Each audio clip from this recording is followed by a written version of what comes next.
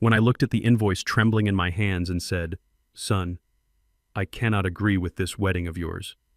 My son went pale, his eyes darting to the floor. But the woman standing next to him, a woman I had never met before that moment, just smirked. She smoothed her expensive dress, looked me dead in the eye and said, "You are a little late for permissions, old man. The ceremony was 1 week ago." I stood there frozen in my own living room thinking that was the worst of it. I was wrong. 2 weeks later, they came back broke and desperate, begging me for help. And that was the moment I looked at them and said, "Get off my property."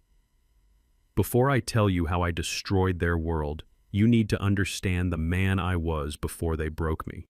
My name is Reginald King, but everyone in this neighborhood has called me Reggie for 40 years. I am 68 years old, a black man who built his life with calloused hands and a sore back. For 30 years, I was a general contractor. I poured the concrete foundations for half the commercial buildings in this county. I laid the bricks, I framed the walls, and I saved every single dime. To the outside world, and specifically to my son Isaiah, I am just a retired construction worker living in a paid-off, slightly outdated 3-bedroom house in a quiet suburb. I drive a 10-year-old truck. I wear flannel shirts and work boots because they are comfortable. I clip coupons for the grocery store. I live this way because it honors my late wife Althea. She taught me that quiet wealth is the only wealth that lasts.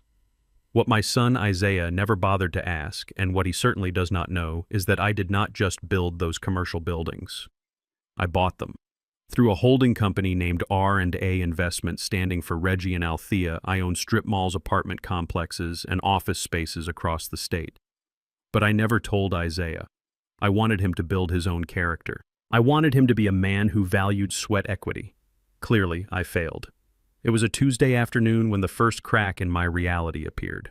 I had walked down the driveway to check the mail, enjoying the cool autumn breeze. The mailbox was full of the usual junk flyers for Medicare supplements and lawn services, but stuck in the middle was a thick cream-colored envelope. It was heavy, the kind of paper that costs more than a decent meal.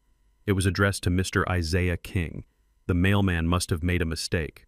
Isaiah had moved out 5 years ago, bouncing from one luxury apartment to another, trying to live a lifestyle his mid-level marketing job could not support. I usually just piled his misdirected mail on the hallway table, but this envelope was already open.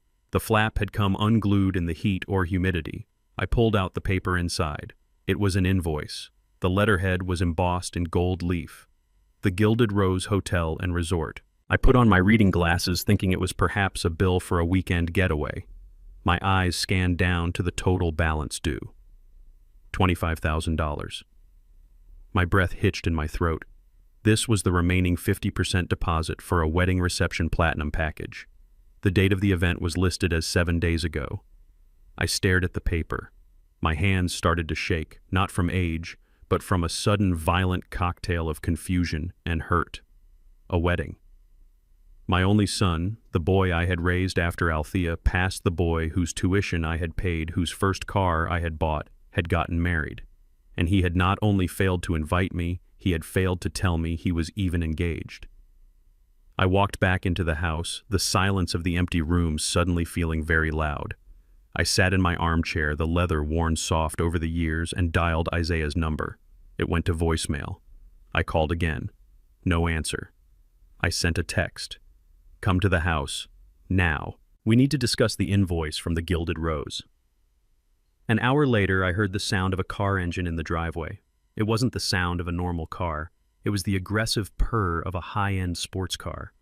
I looked out the window and saw a brand-new silver convertible pulling up. Isaiah was driving, but he wasn't alone. In the passenger seat sat a young white woman. She was beautiful in a sharp, icy sort of way. She wore sunglasses that probably cost more than my monthly grocery budget, and she was inspecting my front lawn with a look of mild disgust. I opened the front door before they could knock. Isaiah stepped out wearing a suit that looked tailored. He looked nervous, sweating despite the cool air. The woman took her time. She stepped out of the car, smoothed her skirt, and walked toward me without a smile. Dad Isaiah started, his voice cracking slightly.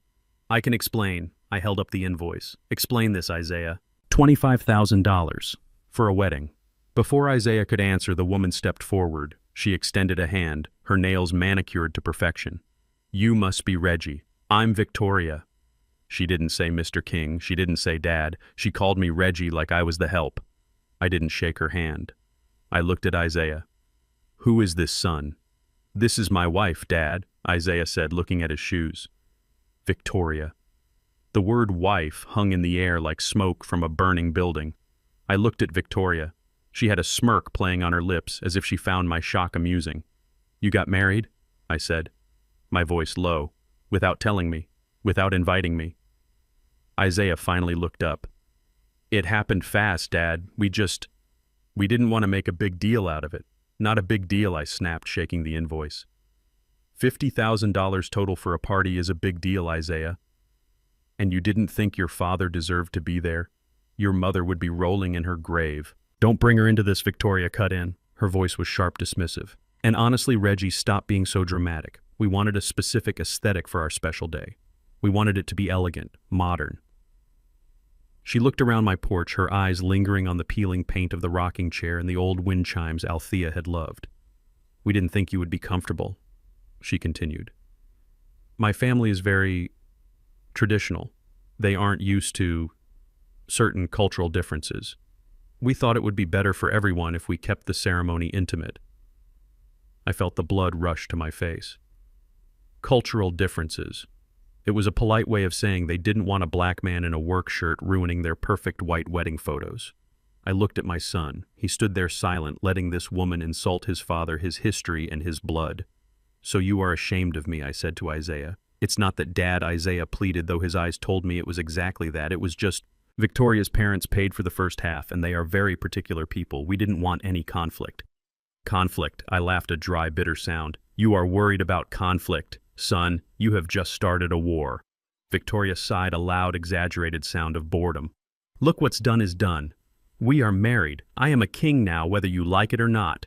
She flashed a ring at me. It was massive, a diamond that caught the sunlight. I knew instantly that Isaiah could not afford that ring. I knew he must have put it on one of the emergency credit cards I had co-signed for years ago, the ones I thought he had paid off. Fine, I said, stepping back to close the door. You are married. Congratulations. Now you can leave. Wait, Isaiah said, stepping forward and putting his hand on the door frame. We actually need to talk to you about something else. I looked at him. The invoice wasn't enough. Victoria stepped up beside him. She pushed her sunglasses onto her head. She looked at me, not with respect, but with the entitlement of someone who has never been told no in her entire life. Our lease was up at our apartment, she said, and the landlord decided not to renew, something about renovations. We have been looking for a house to buy, but the market is terrible right now. So I asked. So Isaiah said, swallowing hard. We need a place to stay. Just for a little while. Maybe 6 months. Just until we find the perfect house. I stared at them. You get married behind my back, you insult me on my own porch, and now you want to move in. It makes sense, Victoria said, looking past me into the living room. This house is huge for one person. It's practically empty. You don't need all this space. We can take the master suite upstairs. It has the best light. I need space for my yoga and my content creation. You can move into the guest room downstairs. It's better for your knees anyway. She was already redecorating my life. She was already evicting me from the bedroom I had shared with Althea for 40 years. No, I said firmly. Absolutely not. Dad, please, Isaiah begged. We have nowhere else to go. All our money is tied up in the wedding costs. We have to be out of the apartment by tomorrow. If you don't help us, we are on the street. I looked at my son. I saw the desperation in his eyes. I saw the weakness.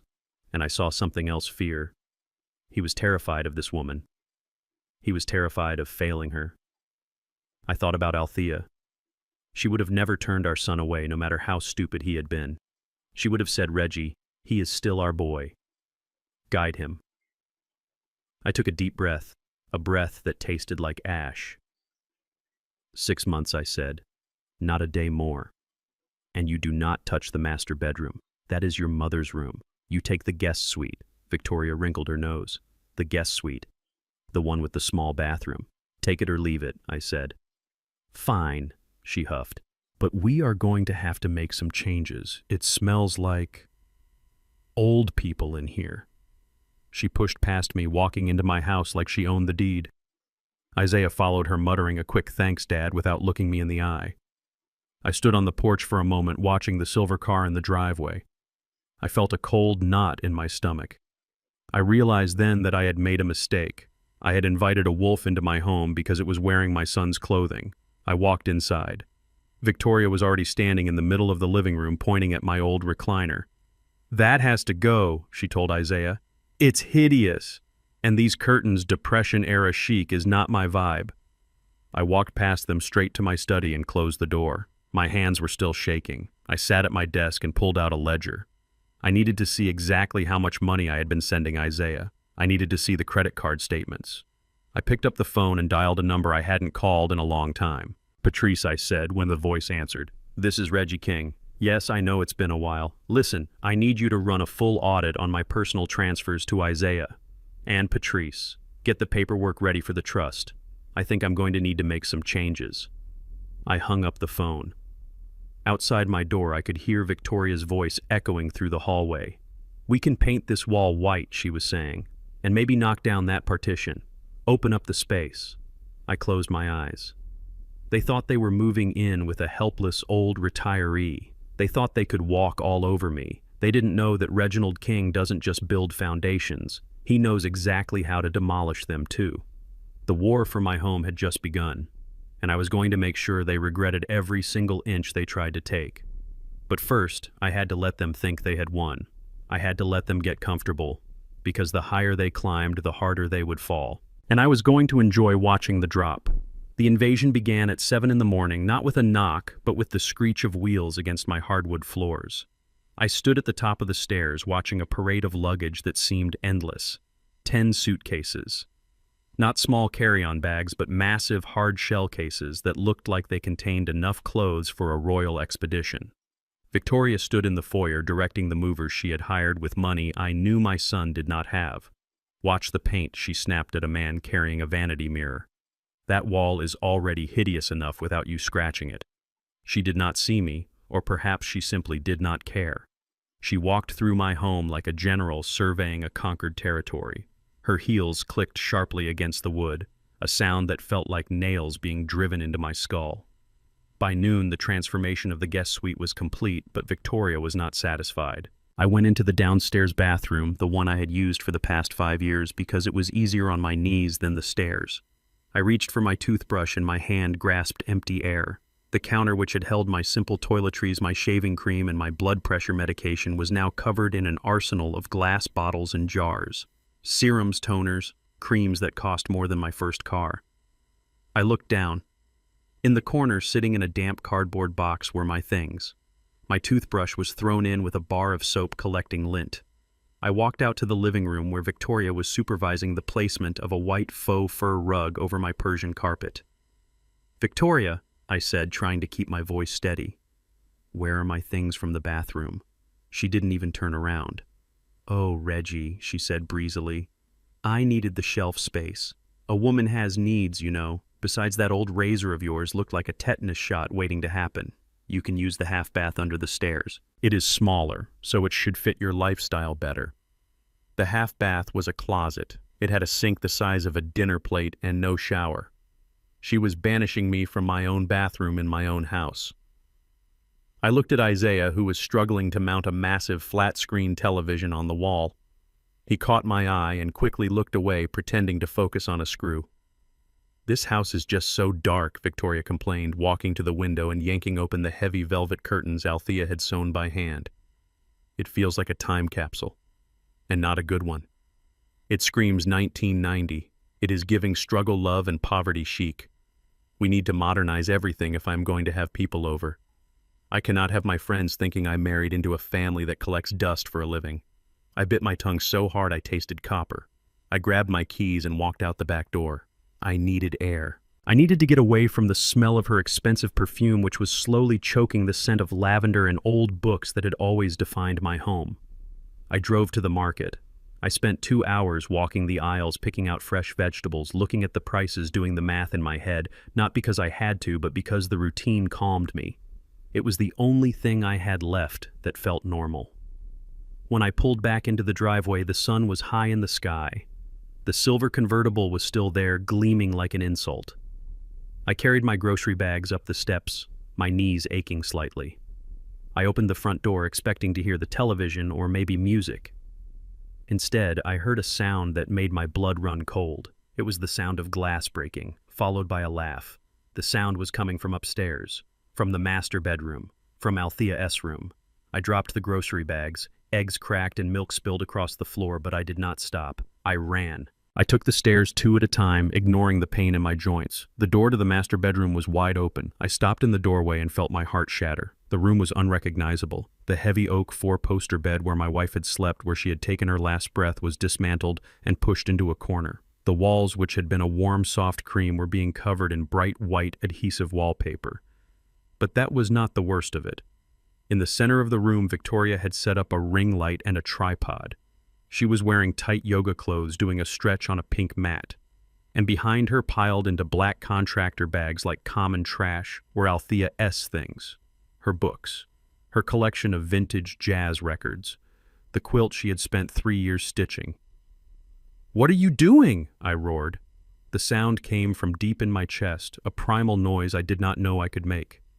Victoria jumped. She turned off the ring light and looked at me with annoyance.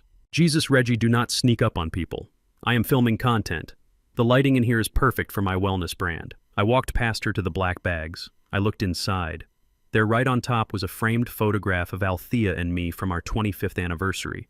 The glass was cracked right down the middle, splitting my wife's face in 2. Beneath it lay a Miles Davis vinyl, a first pressing of Kind of Blue, cracked in half.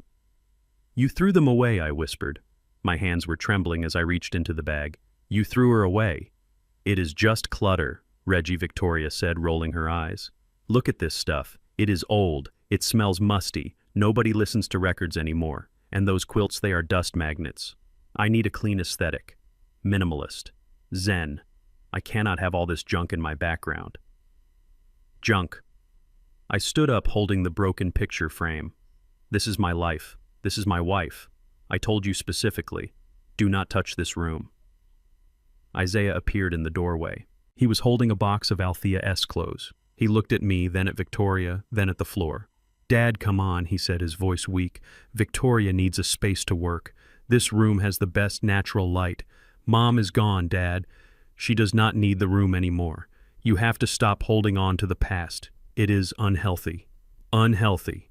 I looked at my son, the boy whose diapers I changed, the boy whose hand I held when we buried his mother. "You are letting her do this. You are helping her erase your mother for a yoga video." "It is for my career," Reggie, Victoria snapped. "Not that you would understand. Being an influencer is real work. I need a professional environment." And frankly, this room was depressing. It looked like a shrine. It was creepy. She walked over to the bag I was holding. "Give me that," she said, reaching for the bag. "The trash collectors are coming tomorrow and I want this out of here." I pulled the bag back. "Do not touch it," I said. My voice was low, dangerous. "Do not touch another thing in this house." Victoria scoffed. She looked at Isaiah. "Are you going to let him talk to me like that?" "This is our home now too, Isaiah. You said we could make it ours." Isaiah looked at me. "Dad, please, just let her have the room. Why do you have to be so difficult? Why do you have to be so stubborn and old-fashioned? Just let it go." Old-fashioned. Difficult. I looked at my son. I saw the fear in his eyes. He was terrified of losing her. He was so desperate to please this woman that he was willing to desecrate his own mother's memory. He was willing to throw away his heritage, his history, just to keep her happy. I did not scream. I did not raise my hand. I simply bent down and picked up the black bags. They were heavy. They were filled with 40 years of love and memories that these 2 children had treated like garbage. "I will take these," I said. I walked past them. I carried the bags down the stairs, my heart feeling like a stone in my chest. I took them to the small study at the back of the house, the only room they had not yet invaded. I placed them gently on the floor. I would fix the frames later. I would glue the records if I could. I walked out of the study and locked the door. I put the key in my pocket. Then I walked to my desk. I sat down in my leather chair, the one Victoria had called hideous. I opened the bottom drawer and pulled out a burner phone I used for business dealings I wanted to keep separate from my personal life. I dialed a number I knew by heart. It rang twice before a sharp, professional female voice answered. "Patrice Hill." "Patrice," I said. "It is Reggie." There was a pause. "Reggie King.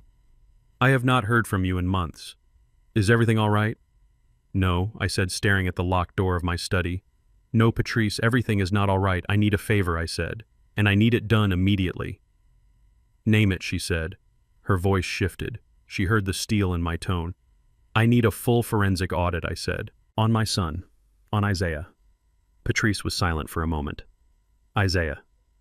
Your son, Isaiah. Yes, I said. I want to know everything.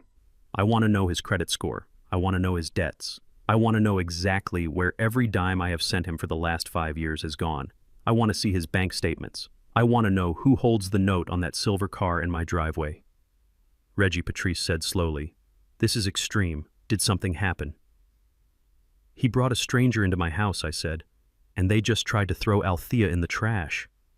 I heard the sharp intake of breath on the other end of the line. Patrice had known Althea. She had respected her. Say no more, Reggie, she said. I will have a preliminary report for you by tomorrow morning.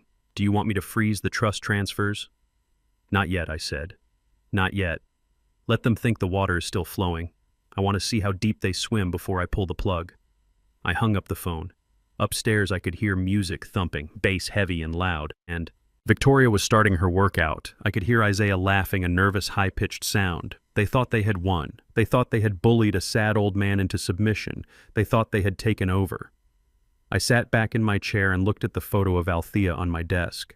Her eyes were warm, her smile gentle. She would have been heartbroken today, but she also would have been furious.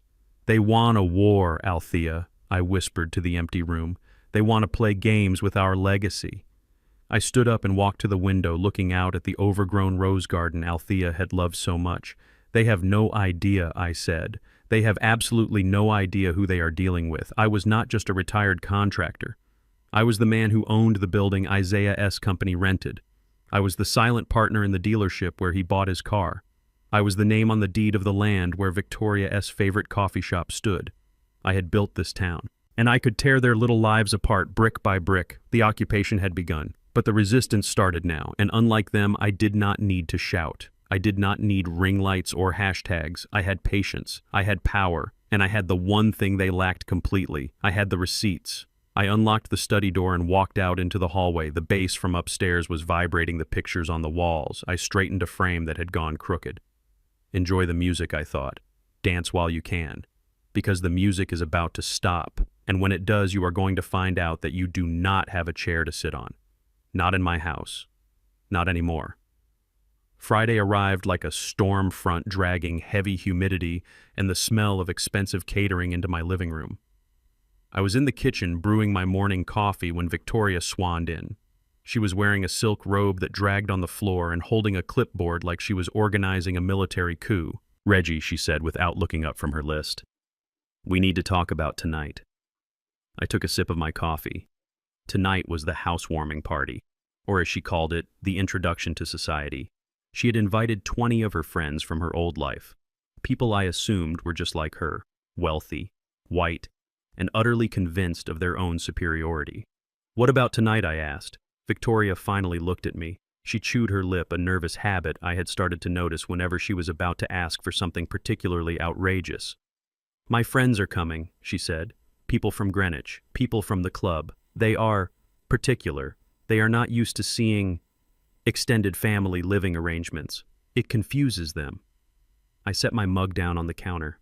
It confuses them that a son lives with his father. No, she said quickly. It confuses them that the homeowner is present. Look, Reggie, I will be honest. I told them a small lie, just to smooth things over. A lie, I asked. I told them this is Isaiah's house, she said. And I told them I told them you are the help. The silence in the kitchen was thick enough to choke on. I looked at this woman standing in my kitchen, drinking coffee made with my water, and she had the audacity to tell me she had reduced me to a servant in my own home. The help, I repeated, my voice flat. Like a live-in property manager, Victoria said, waving her hand dismissively, or a butler. It sounds distinguished, really. It explains why you are here. It explains the demographic difference. Anyway, I bought you something to wear. She reached into a bag by the door and pulled out a white jacket. It was stiff polyester. It looked like something a waiter would wear at a cheap banquet hall. If you are going to be walking around during the party, you need to wear this, she said, holding it out. You can serve drinks. It will give you something to do. Or, if you prefer, you can just stay in your room downstairs. I put a small TV in there. You can watch your shows. Just do not come upstairs until everyone is gone. I looked at the jacket. Then I looked at her. You want me to wear a uniform, I asked. In the house I built with my own hands. It is just for one night, Reggie, she snapped, tossing the jacket onto the counter. Do not be so sensitive. These people are important. They are connections for Isaiah's career. If you ruin this, you are taking food out of your son's mouth. Do it for him, or stay in your room. I do not care which. Just be invisible. She turned on her heel and walked out, leaving the white jacket sitting there like a declaration of war. I did not touch the jacket. I left it right there on the counter next to the coffee pot. At 6 in the evening, the doorbell started ringing. I could hear the high-pitched laughter and the clinking of bottles. I could hear Victoria's voice shrill and excited, greeting her guests. "Oh, welcome, come in," she was saying. "Sorry about the decor. We are planning a full gut renovation soon. Everything is going to be marble." I was downstairs in the guest room, sitting on the edge of the bed. I could hear their footsteps on the ceiling. I could hear them judging my home, my life. "Stay in your room," she had said. "Be invisible." I stood up. I walked to the closet. I did not put on a suit. I did not put on the white jacket. I put on my favorite flannel shirt, the red and black plaid one with the fraying collar. I put on my work pants, the ones with the paint stains on the knee. I put on my heavy boots. I walked up the stairs. The living room was full of strangers. Men in pastel polo shirts holding imported beers. Women in cocktail dresses looking at my family photos with sneers. Victoria was in the center of the room holding a glass of wine, holding court. Isaiah was standing in the corner looking terrified. I walked right into the middle of the room. I did not serve drinks. I did not bow. I walked to my old leather recliner, the one Victoria hated, the one she had tried to cover with a throw blanket. I ripped the blanket off and threw it on the floor. I sat down. I picked up the remote. I turned on the television. I turned the volume up to 50. The room went silent. The chatter stopped. The music was drowned out by the sound of a game show host shouting about a new car. Victoria froze. Her face went from pale to a blotchy, angry red. She marched over to me, her heels clicking furiously. "Reggie," she hissed under her breath. "What are you doing? Go downstairs. Now." I ignored her. I watched the wheel spin on the screen. "Excuse me." A man with a sweater tied around his neck stepped forward. He looked at Victoria, then at me. "Victoria, is this the staff you mentioned? He seems a bit confused." Victoria let out a nervous laugh. "Oh, yes. He is a bit senile. Poor thing. We try to be patient, but sometimes he wanders." I turned my head slowly. I looked the man in the eye. "I am not senile," I said clearly, "and I am not the staff. My name is Reginald King. I own this house. I own the chair you are leaning on, and I own the roof over your head." The man stepped back as if I had brandished a weapon. He looked at Victoria. "You said this was Isaiah's house," he said. "You said he was the groundskeeper." Victoria was trembling. Her hands were shaking so hard wine sloshed over the rim of her glass. "He is confused," she shrieked. "He does not know what he is saying. Isaiah, handle him." Isaiah stepped forward. He looked like he was about to vomit. "Dad, please," he whispered. "Just go downstairs. Please, do not do this to me." I looked at my son. I looked at the way he cowered before these people, these strangers who would not spit on him if he was on fire. "I am watching my show, son," I said. "If your guests do not like it, they know where the door is." The party died right there. It did not end with a bang, but with a shuffle of uncomfortable feet. The guests began to mutter excuses. The babysitter called. An early morning meeting. One by one they filed out, casting pitying glances at Victoria and fearful glances at me. Within 20 minutes the house was empty. The expensive catering trays sat untouched. The music had stopped. Victoria stood in the middle of the ruined party. She was vibrating with rage. She threw her wine glass at the wall. It shattered, leaving a red stain that looked like blood on the fresh white paint. "You spiteful old man," she screamed. She spun around to face me. "You ruined everything. Do you have any idea who those people were? Do you have any idea how important they were?" I stayed in my chair. I did not look at her. "You humiliated us," she yelled, walking closer, her finger pointing in my face. "We take you in. We let you live here. We let you share our space. And this is how you repay us, by embarrassing us in front of the elite." We let you live here, I repeated. Yes, she screamed. We allow you to stay here. You should be grateful. You should be on your knees thanking us. Instead, you act like you own the place. I do own the place, I said calmly. Not for long, she spat. Do you think we are stupid, Reggie? We know the truth. You are broke. You are a retired nobody living on a pension that barely covers the electric bill. Who do you think pays for everything around here? Isaiah does. She laughed a cruel, manic sound. You are a leech, she said. You feed off your son, you take his money, you live in his house, you eat his food, and you have the nerve to sit there and act high and mighty. You are nothing but a burden, a heavy, useless burden. I looked at Isaiah. He was standing by the window staring out at the dark street. He did not say a word. He did not defend me. He let her call me a leech. He let her call me useless. When we inherit this place, she continued, her voice dropping to a venomous whisper, we are going to bulldoze it. We are going to knock it down brick by brick. We are going to build a pool right where you are sitting, and I am going to swim in it and forget you ever existed. She grabbed a bottle of wine from the table and marched upstairs. Isaiah followed her head down like a beaten dog. I sat there for a long time. The television was still blaring, but I did not hear it. A leech. I stood up. My knees popped. I walked to my study and unlocked the door. I sat down at my desk and opened my laptop. There was a new email in my inbox. The sender was Patrice Hill. The subject line was simple: King Audit Results. I clicked it open. The document was 20 pages long. It was a detailed forensic accounting of my son's life for the past 5 years. I scrolled through the numbers, my eyes scanning the columns of red ink. Debts, loans, maxed out credit cards, and then I saw it. The employment history section. My heart stopped. Status unemployed. Last date of employment 8 months ago. I read it again. Isaiah had not had a job in 8 months. He had been pretending to go to work every morning. He had been putting on a suit, grabbing his briefcase, and driving to a coffee shop to sit for 8 hours. I scrolled down to the income section. Source of funds monthly transfer. Althea King Memorial Trust. $4,000. Source of funds emergency credit line. Guarantor Reginald King. I leaned back in my chair. The air left my lungs. They were not rich. They were not even comfortable. They were destitute. Every dress Victoria wore, every dinner they ate, every drop of gas in that silver convertible was paid for by me. The wedding that cost $50,000, they had put it on the credit cards I backed. They had drained the emergency fund I had set up for Isaiah's future children. They were living on my money. They were eating my food. They were wearing clothes I bought. And she had called me a leech. She had stood in my living room and called me a burden while wearing shoes paid for by my sweat. She had threatened to bulldoze my house while living under my roof for free. A cold smile spread across my face. It was not a happy smile. It was the smile of a man who has just been handed the keys to the kingdom. You think I am a leech, Victoria, I whispered to the empty room. You think I am useless. I picked up my phone. I dialed Patrice.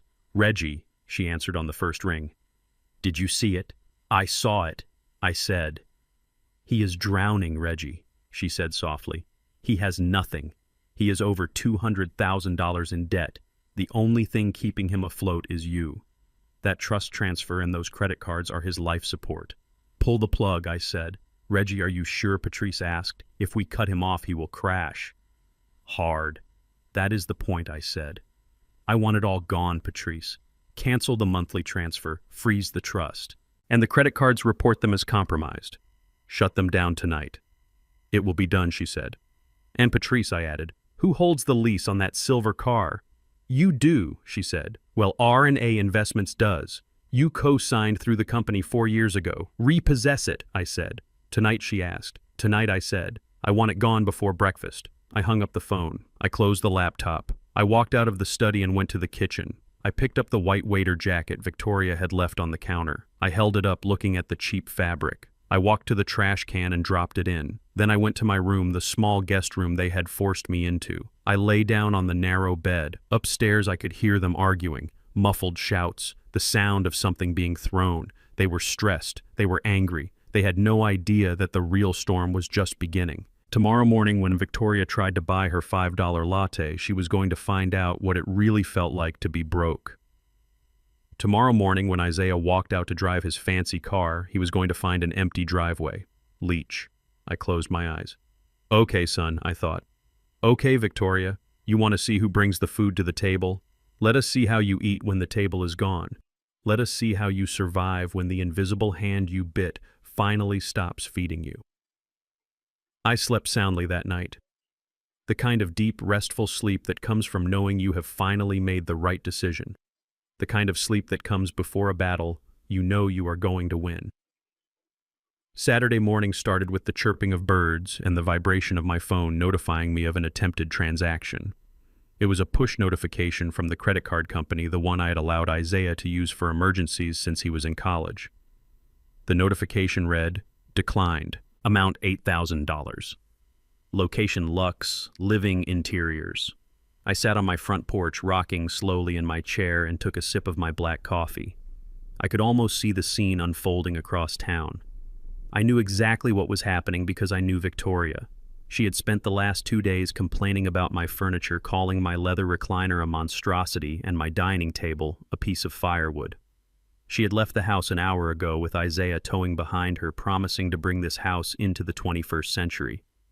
I imagined them standing at the counter of that overpriced showroom. Victoria had likely picked out a white sectional sofa, the kind that looks beautiful in a magazine but stains if you look at it wrong. She would have tossed the card onto the glass counter with that air of arrogance she wore like a second skin, expecting the clerk to bow and scrape. She probably tapped her manicured nails on the surface, waiting for the receipt. And then the silence. The clerk looking up with a polite but tight smile, saying, "I am sorry, ma'am, this card has been declined." I took another sip of coffee. The coffee tasted better today. Richer. Victoria would have laughed it off at first. She would have flipped her hair and said, "Try it again." It must be a chip error. The clerk would have swiped it again. Same result. Declined. By then the line behind them would be growing. People would be staring. The shame would start to creep up her neck, turning her pale skin a blotchy red.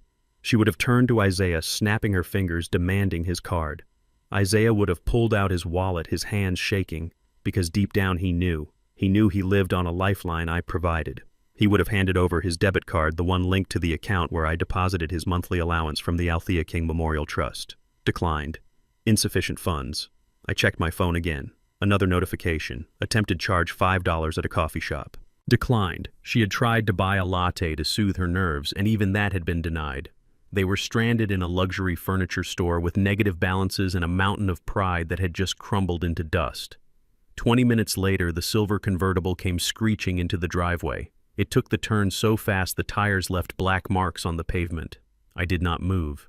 I stayed in my rocking chair watching the show. Isaiah jumped out of the car, leaving the door open. He looked wild. His hair was messy, his tie was crooked, and his eyes were wide with panic. Victoria followed him, but she did not look panicked. She looked murderous. She marched up the walkway, her heels clicking like gunshots on the concrete. "Dad," Isaiah shouted before he even reached the steps. "Dad, what is going on?" I looked at him calmly. "Good morning, son. Did you buy the furniture? Do not play games with me, Dad," he yelled, running up the steps, his face inches from mine. The cards did not work, none of them. The credit card, my debit card, even the emergency gas card. We were humiliated. The manager looked at us like we were criminals. He cut the card, Dad. He cut it right in front of everyone. I set my coffee cup down on the small table beside me. "That is unfortunate," I said. "But these things happen when you try to spend money you do not have. It is not money we do not have." Isaiah screamed. "It is the trust fund." I called the bank from the parking lot. They said the account has been frozen. They said the monthly transfer was canceled. They said the authorization for the credit line was revoked by the primary account holder. "That is you. Why did you do that?" Victoria stepped up beside him. She pushed Isaiah aside as if he were a piece of furniture she no longer liked. "Fix it," she demanded. Her voice was cold hard. "Call the bank right now and fix it. We have a hold on that sofa for 1 hour. I am not losing that delivery slot because of some banking error." I looked at her. I looked at the woman who had thrown my wife's photos in the trash. I looked at the woman who had called me a leech in my own living room. "It is not an error, Victoria," I said, "and I am not calling anyone." Isaiah stared at me, his mouth opening and closing like a fish out of water. "What do you mean?" "You canceled the transfer. Why?" "That is Mom's money. That is the trust fund. You cannot just take it away." I stood up slowly. My knees cracked, but I stood tall. I looked my son in the eye. "It is not your mother's money," I said, my voice steady. "It is my money. I set up that trust to help you get started in life, to help you build something, not to finance a lifestyle you cannot afford, not to buy $5,000 sofas when you do not have a job." Isaiah went pale. "You know," he whispered. "I know everything, Isaiah," I said. "I know you have not worked in 8 months. I know you are drowning in debt. I know this car in the driveway is 2 payments away from being repossessed. And I know that instead of coming to me like a man and asking for help, you decided to lie. You decided to marry a woman who treats me like garbage and bring her into my house to disrespect me." So I cut it off. I picked up my empty coffee cup.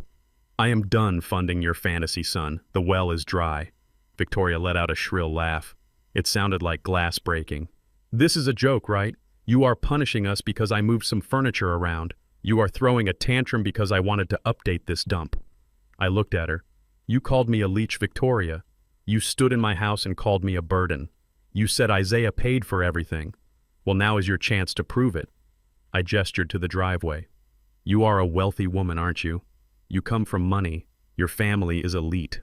Why are you so upset about a few $1,000s? Surely you can buy your own sofa. Surely you can support your husband since he is currently unemployed."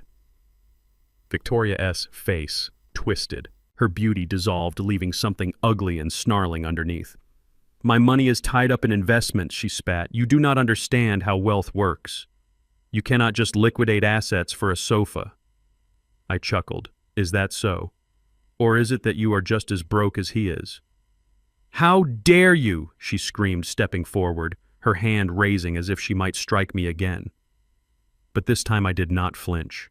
I stared her down and she lowered her hand, clenching it into a fist at her side. "You are a cruel old man," she hissed. "You invited us to live here. You promised to help us, and now you are trying to starve us out." "I am not starving anyone," I said. "There is food in the fridge. There is a roof over your head. That is more than most people have. But the luxury ride is over. If you want a new sofa, buy it. If you want expensive dinners, pay for them.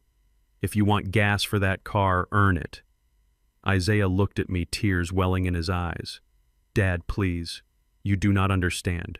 We have bills. The credit card minimums alone are $3,000 a month. If we miss a payment, my credit score will tank. I will never get another loan."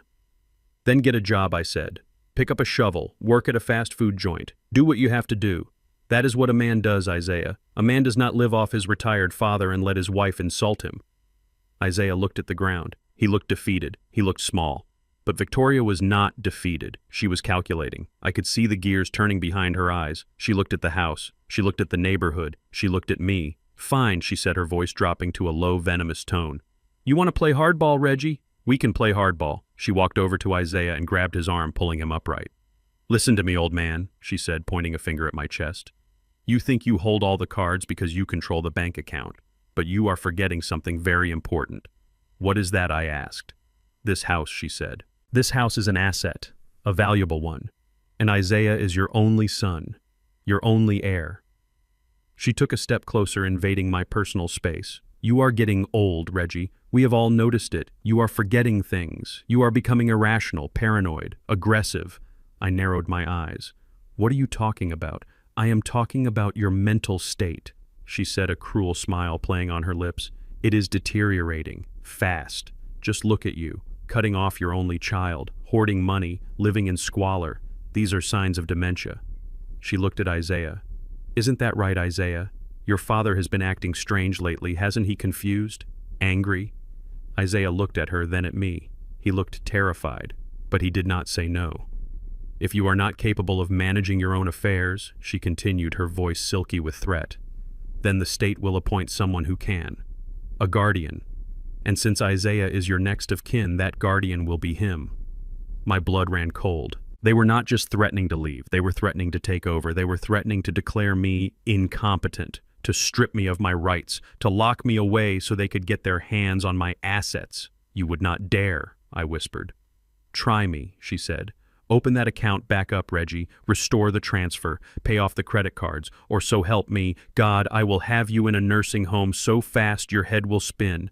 And once you are locked away, we will sell this house. We will sell every stick of furniture. And we will spend every dime you saved while you rot in a state facility." She grabbed Isaiah's hand. "Come on, honey," she said, pulling him toward the door.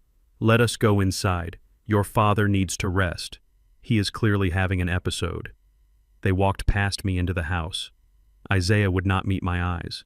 He let her drag him inside, let her threaten his own father with a fate worse than death. I stood on the porch, my hands shaking. Not from fear, but from a cold, hard rage. They had crossed the line. They had threatened my freedom. They had threatened my mind. I looked at the closed door. "You want a war," I thought. "You want to question my competence." I reached into my pocket and pulled out my phone. I dialed Patrice again. "It is me," I said when she answered. "Reggie," she said, her voice concerned. "What happened?" "They just threatened me," I said. "They threatened to have me declared incompetent. They threatened to take guardianship." There was a silence on the line. Then Patrice spoke, her voice sharp as a razor. "That is a declaration of war, Reggie." "I know," I said. "What do you want to do?" she asked. "I want to accelerate the plan," I said. "And Patrice, I want you to find out everything you can about Victoria. Where she comes from. Who her family really is. She says she has investments. She says she is elite. I want to know if that is true, or if she is just another liar living on credit." "I am on it," she said. "And one more thing," I added, looking at the silver car in the driveway. "Send the tow truck. Now." I hung up the phone. I walked back into my house. Victoria was in the kitchen, loudly complaining about the lack of oat milk. Isaiah was sitting at the table, his head in his hands. I walked past them to my room. I did not say a word. I did not need to. They thought they had trapped me. They thought they had the ultimate trump card. But they had made a fatal error. They had assumed I was a helpless old man. They didn't know that I had been building things my whole life, and I knew exactly where the structural weaknesses were. I sat on my bed and listened. I listened for the sound of a heavy diesel engine. I listened for the sound of chains. 20 minutes later it came. The rumble of a tow truck backing into the driveway. I heard Victoria scream. I heard Isaiah shout. I heard the front door fly open. I stayed on my bed. I closed my eyes and smiled. The first brick had just fallen, and the wall was about to come down. The towing of the silver convertible was a declaration of war, but Victoria did not scream or throw things immediately. Instead, she went silent. It was a cold, calculating silence that lasted for 2 days. She moved through the house like a ghost, her eyes fixed on something only she could see. Isaiah was a wreck. He walked to the bus stop in his expensive suit, looking like a king who had lost his crown. He avoided me entirely, slipping in and out of the house like a thief. I knew they were planning something. I could feel it in the air like the static before a thunderstorm. I just did not know how low they were willing to go until Wednesday evening. Wednesday started with a surprise. Victoria knocked on my bedroom door. She was holding a tray with tea and cookies. Her smile was tight, pasted on like a sticker, but it was there. "Reggie," she said, her voice sugary sweet. I wanted to apologize. "Things have been tense. We got off on the wrong foot. I want to make it up to you. I am cooking dinner tonight. Just a small family gathering. I invited an old friend of mine. He is a very smart man, a doctor. I think you will find him fascinating." I looked at the tea. I looked at her. I knew it was a trap. A wolf does not bring cookies to the sheep unless the cookies are poisoned or the sheep is about to be dinner. But I nodded. I wanted to see what card she was playing. I wanted to see how far she would go. "That sounds lovely, Victoria," I said. "I will be there." At 7 o'clock, I walked into the dining room. Victoria had set the table with my good china, the plates Althea only used for Thanksgiving. There were candles burning. And sitting at the head of the table in my chair was a man I had never met. He was thin with wire-rimmed glasses and a suit that cost more than my first house. He did not stand up when I entered.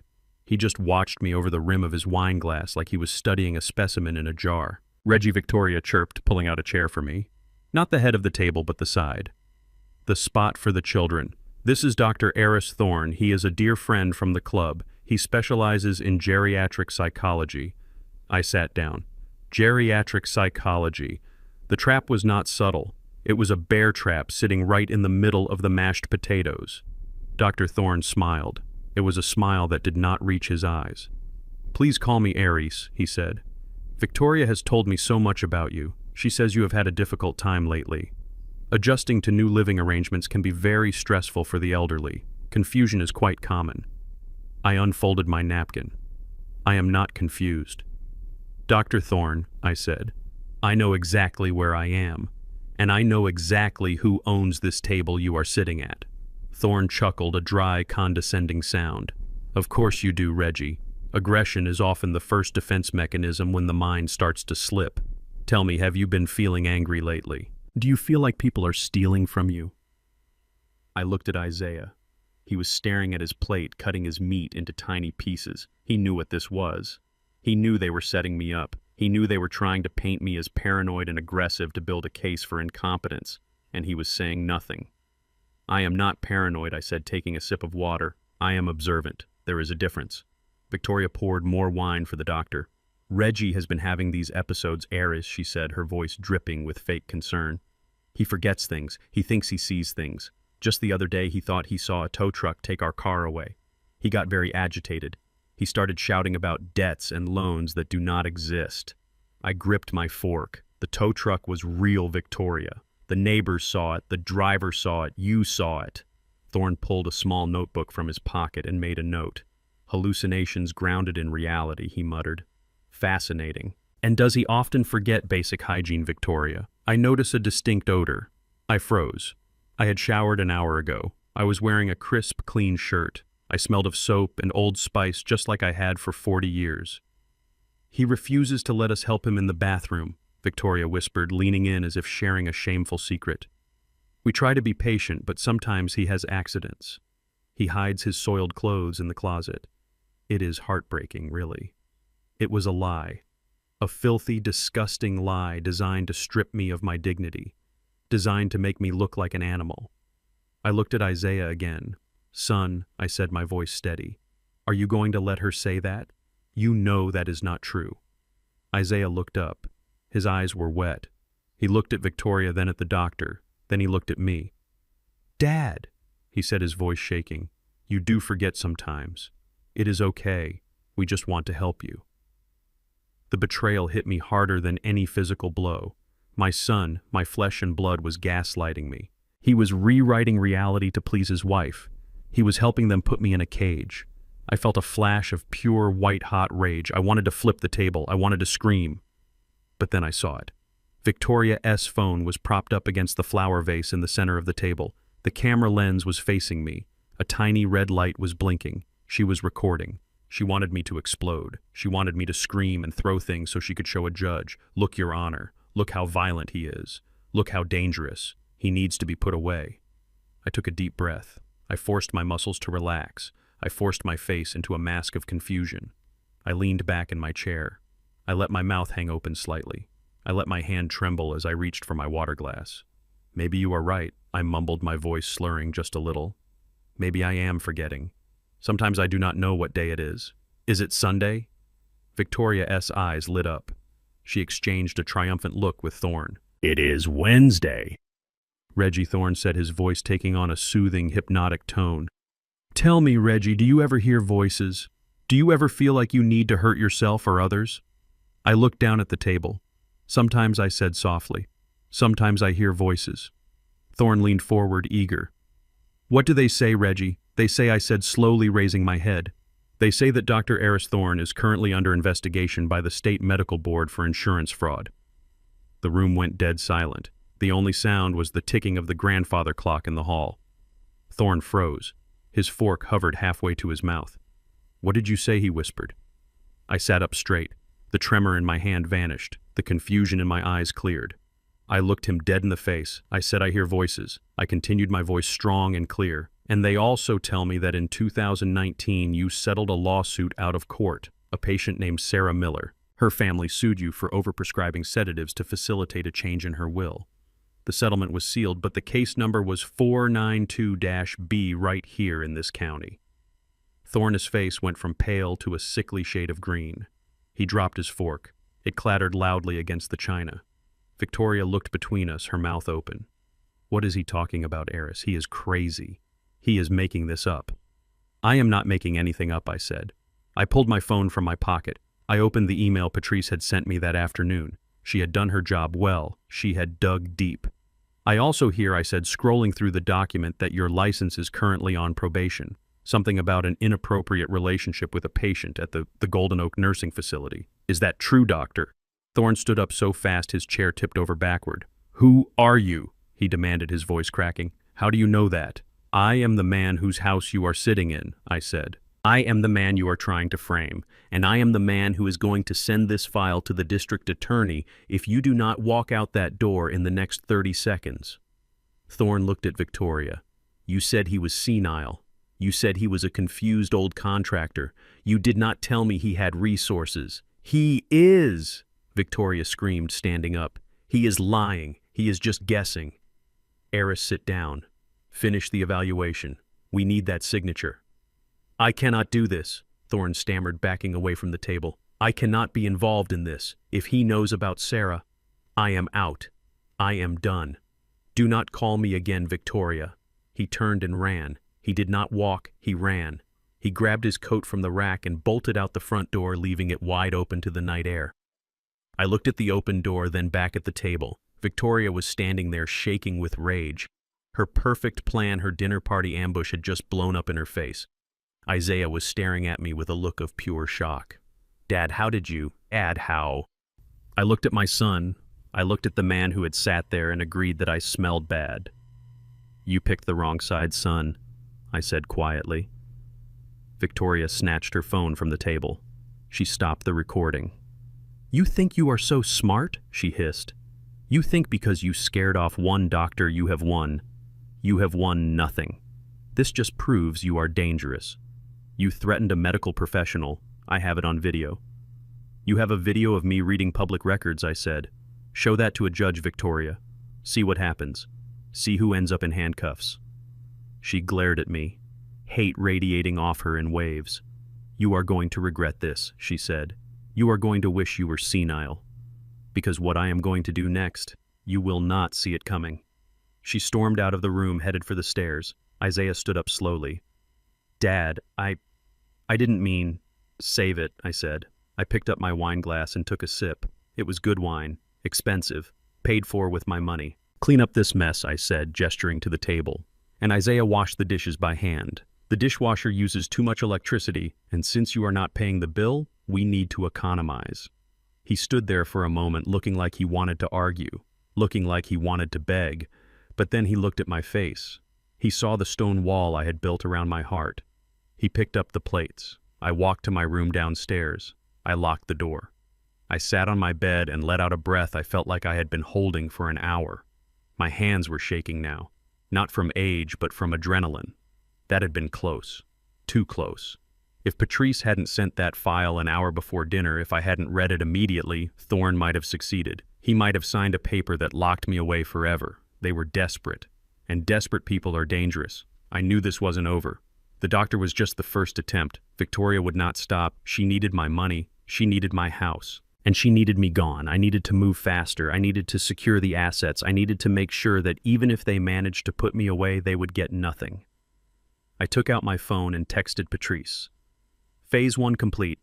The doctor is gone, but they are escalating. We need to move to the real estate assets. Tomorrow. She replied instantly. Agreed. Meet me at the office at 9.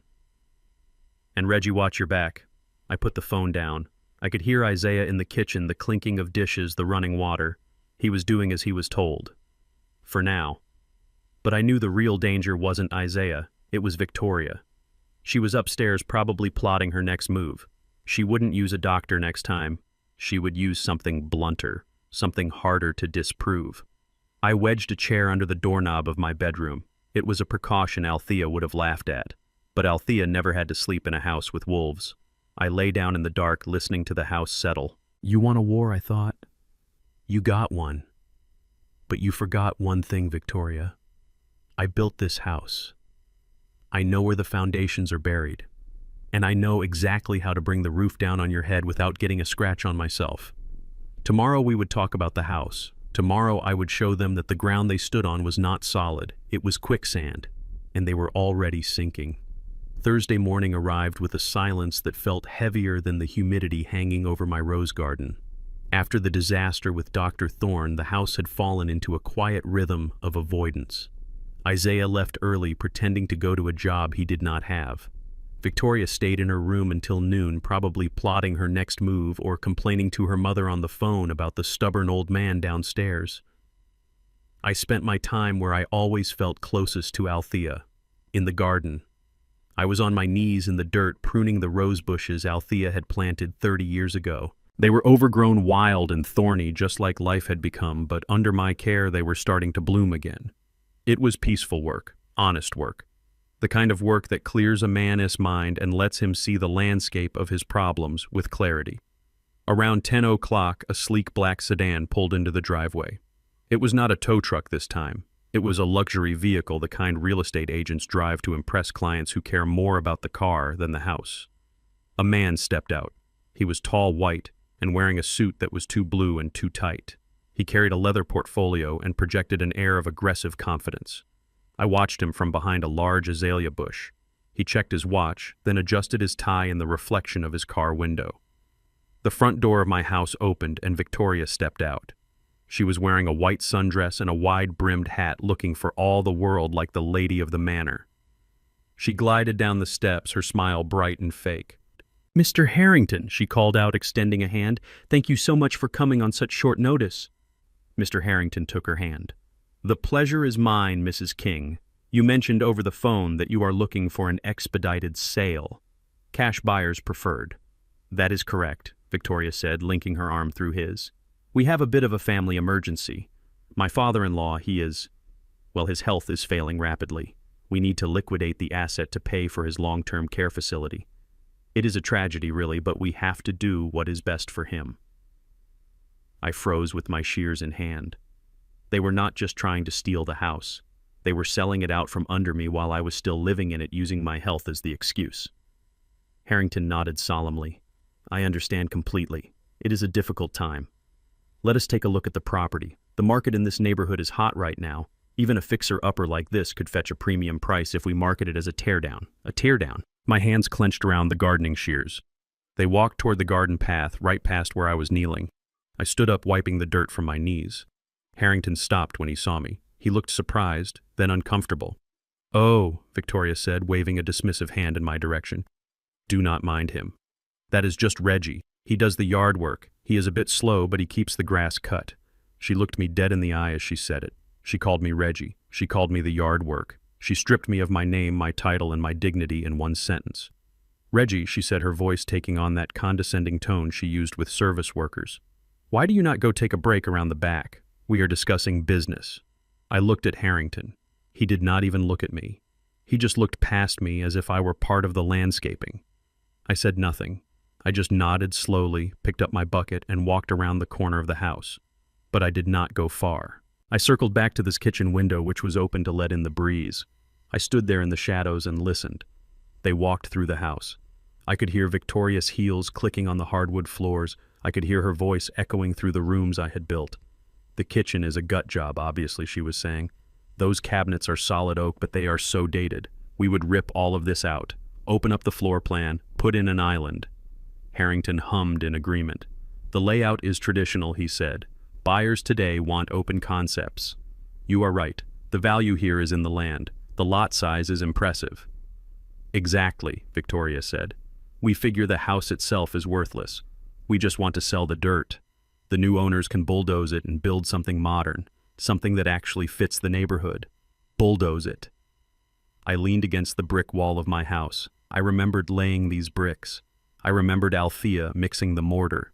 I remembered Isaiah running through these rooms as a toddler, his laughter bouncing off the walls. And this woman who had contributed nothing but debt and misery was walking through my life planning its demolition.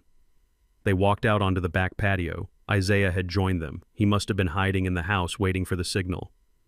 "This is my husband, Isaiah." Victoria introduced him. "He is the sole heir. His father is, he is not really capable of making decisions anymore. He signed the power of attorney last week." Another lie. A bold, dangerous lie. Harrington sat down at the patio table. He opened his portfolio and pulled out a sleek laptop. "Well," he said, typing away, If the power of attorney is in order, we can move fast. I can have a listing agreement ready today. I have developers who are looking for lots exactly like this. We could probably close in 2 weeks. 2 weeks, Isaiah asked, his voice sounding tight. That fast. Cash is king, Harrington said with a wink. Developers do not like to wait. Now I just need to pull up the deed records from the county database to verify the plot lines and tax status. Standard procedure. He tapped on his keyboard. Victoria poured him a glass of lemonade, my lemonade made with my lemons. This will be such a relief, she sighed. Once this is done, we can finally get Reggie the care he needs. And we can move on with our lives. I held my breath. I knew what was coming. I had been waiting for this moment since I made that phone call to Patrice 3 days ago. Harrington frowned at his screen. He tapped a few more keys. He adjusted his glasses. Is there a problem? Victoria asked, sensing the shift in his demeanor. Harrington looked up. His face was no longer smooth and professional. It was confused. You said this house belongs to your father, Mr. Reginald King. Yes, Isaiah said. My father built it. It has been in his name for 40 years. Harrington turned the laptop screen toward them. According to the county records, he said, his voice cooling considerably. This property is not owned by Reginald King. Victoria laughed nervously. What do you mean? Of course it is. Who else would own it? The deed was transferred 5 years ago, Harrington said. The current owner of record is a corporate entity, R&A Investments, LLC. Isaiah blinked. R&A Investments. I have never heard of them.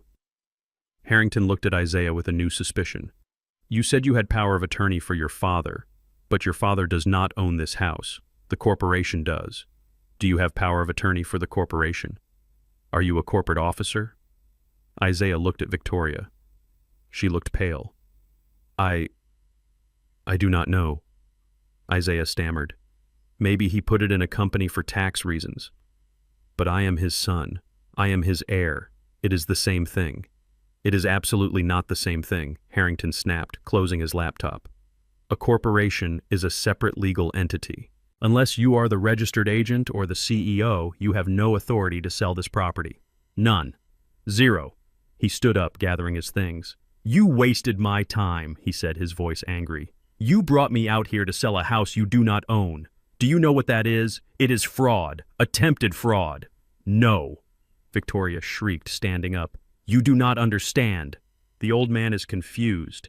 He must have forgotten to tell us. Just look up the owner of the company. It has to be him. If it is him, then Isaiah has control because of the power of attorney. Harrington hesitated. He opened the laptop again. He typed furiously. R&A Investments, LLC, he read. Registered agent, Patrice Hill, Esquire. He scrolled down. Managing member and CEO, Reginald King, C. Victoria cried triumphantly. It is him. It is Reggie. So we can sell it. Harrington looked at her like she was an idiot. No, you cannot, he said. Corporate bylaws are not subject to a standard personal power of attorney unless specifically stated. And even if they were, you told me you had the paperwork. Do you have paperwork giving Isaiah King control of R&A Investments? Victoria stared at him. No, she whispered. Then we are done here, Harrington said. He shoved his laptop into his bag. He looked at Isaiah with disgust. You people are unbelievable, he said, trying to sell a corporate asset behind the CEO's back. Do not call me again. If I catch wind of you trying this with another broker, I will report you to the real estate board. He stormed off the patio, marching through the house and out the front door. I waited a beat.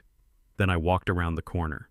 Victoria was standing by the table, her hands gripping the edge so hard her knuckles were white. Isaiah had his head in his hands. I walked up the patio steps. I picked up the glass of lemonade Harrington had left untouched. I took a long, slow sip. Victoria spun around. Her eyes were wild. R&A, she hissed. Reggie and Althea. I smiled. It was a cold, hard smile. You figured it out, I said. You are smarter than you look, Victoria. You put the house in a company she accused. You hid it from us. I did not hide anything, I said. I protected it, just like I protected the apartment complex on 4th Street, and the commercial strip on Main, and the warehouse district downtown. Isaiah looked up. His eyes were wide. "What are you talking about, Dad?" "I am talking about my business, son," I said. "The business you never asked about. The business you thought was just me pouring concrete. R&A Investments owns 12 properties in this county, Isaiah. And I own R&A Investments." I leaned forward, placing my hands on the table. "And you know what the best part is?" I asked. They stared at me in silence. "The bylaws," I said. "I wrote them myself with Patrice.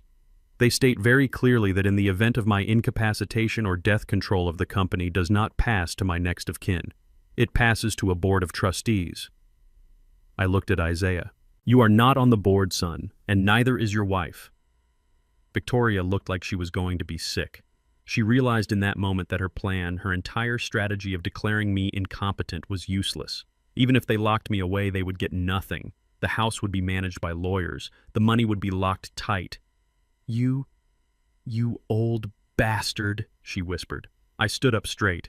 "Get off my patio," I said. "What?" she gasped. "I said get off my patio," I repeated, my voice rising. "Get out of my sight. Go to your room. Go anywhere but here, because right now looking at you makes me want to vomit." Isaiah stood up. "Dad, please." "Do not speak to me," I said to him. "You stood there and let her call me the yard man. You let her try to sell your mother's home. You are not a son, you are a thief." I turned and walked back into the house, leaving them standing in the ruins of their scheme. I went to my study and called Patrice. "They tried to sell the house," I said. "I know," she said.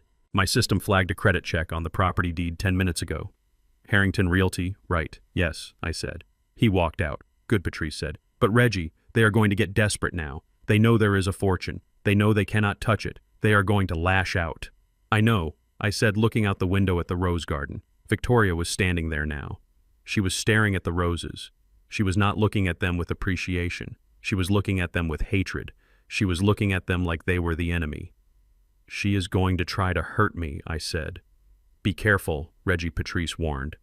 "I am not the one who needs to be careful," I said, watching Victoria kick a bloom off a bush. I hung up the phone. The real estate scam had failed. The medical scam had failed. Now they were trapped, broke, desperate, and living in the house of a man they could not control. Victoria turned and looked at the window where I was standing. She could not see me through the reflection, but I could see her. Her face was twisted into a mask of pure malice. She looked at the garden. Then she looked back at the house. She pulled out her phone and made a call.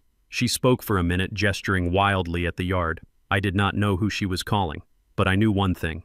She was done playing nice. She was done with doctors and lawyers. She was going to go for the heart. She was going to try to destroy the one thing I loved more than the money, more than the house. She was going to come for Althea. I watched her stomp back toward the house. Let her come, I thought. Let her try. Because the next time she stepped out of line, I wasn't just going to cut her off. I was going to bury her.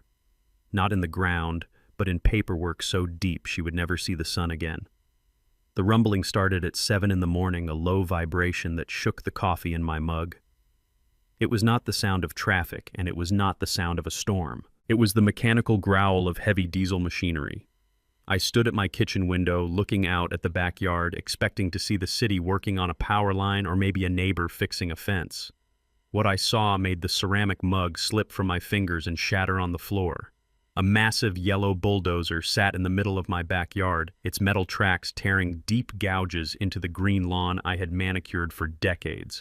It was positioned directly in front of the rose garden, Althea S. garden. The garden was not just plants. It was 30 years of my wife's life. She had planted the first bush the week we moved in. She had planted a new variety for every anniversary, for every birthday, for the day Isaiah graduated high school. That garden was her diary written in petals and thorns. It was the place where her ashes were scattered. It was sacred ground. And standing next to the bulldozer, pointing a manicured finger at the blooms, was Victoria. She was wearing oversized sunglasses and holding a cup of coffee, looking like a demolition foreman who had never touched dirt in her life. Isaiah stood a few feet behind her, his hands in his pockets, looking at the ground. I did not bother with shoes. I ran out the back door in my socks, my heart hammering against my ribs like a trapped bird. "Stop!" I shouted, running toward them. "Turn it off! Stop it right now!" The operator of the bulldozer, a young man in a safety vest, looked at me, then at Victoria. He idled the engine, but did not cut it. The noise dropped to a steady chug that filled the morning air with the smell of exhaust fumes. Victoria turned to me. She did not look surprised. She looked bored. "Good morning, Reggie," she said, shouting over the engine. "I see you are finally awake. We are making some improvements." Improvements! I stepped between the machine and the roses, my arms spread wide. "This is my wife's garden. You are not touching a single leaf." Victoria took a sip of her coffee. "Actually, we are clearing the lot," she said calmly. "We did a market analysis. This garden is an eyesore. It is dated. It screams, old lady. We are putting in an infinity pool. It will increase the property value by 20%. You should be thanking me. I am securing your investment." "You are insane," I said, my voice shaking with rage. "You are not building a pool. You do not own this house. You do not own this land. Get this machine out of here before I call the police." Victoria laughed. "Go ahead, call them. Tell them you are obstructing renovations on a property your son has power of attorney over. Oh wait, you revoked that, didn't you? Well, it does not matter, because this operator has a work order signed by me, and he gets paid whether he digs or not." She walked closer to me until she was just a few feet away. She lowered her sunglasses and looked me in the eye. "This is not about a pool, Reggie," she hissed so the operator could not hear. "This is about leverage." "Leverage?" I asked. "You humiliated me at the furniture store," she said. "You humiliated me in front of the realtor. You cut off our money. You think you can just starve us out. You think you can treat us like children. Well, today you are going to learn that actions have consequences." She reached into her oversized tote bag and pulled out a thick document. It was clipped together with a blue legal binder. "This is a transfer of ownership agreement," she said, holding it up. "It transfers 51% of the controlling shares of R&A Investments to Isaiah King, effective immediately." She held the papers out to me. "Sign it," she said. "Sign it right now, and the machine goes away. The roses stay. Althea's little shrine remains untouched." I stared at the papers. It was blackmail, pure and simple. She was holding my wife as memory hostage for a controlling stake in my company. She wanted the empire I had built. She wanted the power. "And if I do not sign," I asked, my voice low. "Then I give the signal," she said. "And in 5 minutes this entire garden will be nothing but mud and mulch. I will tear up every single root. I will pave over the spot where you scattered her ashes. I will erase her, Reggie, just like you tried to erase me." I looked at the bulldozer. The blade was massive steel and cold, hovering just inches above a bush of yellow roses Althea had planted for her 50th birthday. I looked past Victoria to Isaiah. My son was standing 10 feet away. He was watching us. He heard every word. He knew what that garden meant. He knew. I remembered a summer day 20 years ago. Isaiah was 12. He had accidentally kicked a soccer ball into the garden and broken a stem. Althea hadn't yelled. She had shown him how to tape it back together, how to heal it. She had taught him that living things need protection. She had taught him that you nurture what you love. "Isaiah," I called out. My voice was not angry anymore. It was pleading. It was the voice of a father begging his child to be human. "Isaiah, look at me. This is your mother's garden. Her ashes are in that soil. You helped her plant that white bush in the corner. Do you remember?" Isaiah looked up. His face was pale. He looked at the garden. He looked at the white bush. I saw a flicker of pain in his eyes. I saw the memory surface. "Son," I said, "please, do not let her do this. Tell her to stop. Be the man your mother raised. Be the man I know you are." Isaiah looked at Victoria. She did not say a word. She just looked at him. She tapped her foot impatiently. It was a look of total dominance. It was a look that said, "Choose me or lose everything." Isaiah looked back at me. He swallowed hard. He opened his mouth to speak. "She is right, Dad," he said, his voice cracking. "A pool would add more value. The garden is... It is just plants, Dad. Mom is gone. You have to let go." He turned his back. He turned his back on me. He turned his back on his mother. He turned his back on his soul. Something inside me died in that moment. It was not my heart. It was my hope. For 32 years I had made excuses for him. I had told myself he was weak but kind. I had told myself he was influenced by bad people but had a good core. I was wrong. He was not weak. He was hollow. He was a shell of a man filled with nothing but fear and greed. Victoria smiled. A cruel, victorious smile. "Well, Reggie," she said, holding out the pen, "what is it going to be?" the ink or the blade. I looked at the document. I looked at the garden. The morning sun was hitting the dew on the petals, making them sparkle like diamonds. It was beautiful. It was perfect. And it was just a thing. Althea was not in those bushes. Althea was in the wind. She was in the sky. She was in the strength of the foundation I had poured. She was in me. She would never want me to sign my life away to these vultures just to save some flowers. She would tell me to burn the garden to the ground before I let them win. I stepped back. I moved away from the machine. Victoria's smile faltered. "What are you doing?" she asked. I reached into my pocket and pulled out my phone. I opened the camera app. I hit record. "I am stepping aside." "Victoria," I said. She blinked. "You are what?" "I am stepping aside," I repeated, calmly lifting the phone to frame the shot. I aimed it at her holding the blackmail papers. I aimed it at Isaiah standing with his back turned. I aimed it at the bulldozer. "Do it," I said. She stared at me. "You are bluffing. You love this stupid garden. You cry over it." "I do love it," I said, "but I love my dignity more. And I will not sell my soul to a terrorist." I kept the camera steady. "Go ahead, Victoria," I said, my voice ringing out across the yard. "Give the order. Destroy your mother-in-law's grave. Let the world see exactly who you are. Let the world see what Isaiah King allows his wife to do to his own mother's memory." Victoria's face turned purple. Her hands shook. She looked at the operator who was watching us with wide eyes. "Do it," she shrieked. "Level it. Level it all." The operator hesitated. "Lady, he is filming. I do not pay you to think," Victoria screamed. "I pay you to dig. Destroy it now." The operator shrugged. He pulled the lever. The engine roared to life, black smoke belching into the air. The massive steel blade lowered. I did not look away. I watched through the screen of my phone. The blade hit the first bush. The sound of wood snapping was loud, sickening, like bones breaking. The yellow roses were crushed into the mud. The machine surged forward. It tore through the soil, ripping up roots that had held fast for decades. I watched the red roses fall. I watched the white bush Isaiah had planted disappear under the tracks. I watched the bench where Althea used to sit turn into splinters. I did not cry. I did not scream. I stood like a statue, recording every second of the carnage. I zoomed in on Isaiah. He did not turn around. He hunched his shoulders against the sound of the destruction, but he did not move to stop it. I recorded his cowardice. I recorded his shame. It took 10 minutes to destroy 30 years of beauty. When the machine finally stopped, the backyard was a churned, muddy wasteland. There was nothing left but dirt and broken stems. Victoria stood amidst the ruin, breathing hard.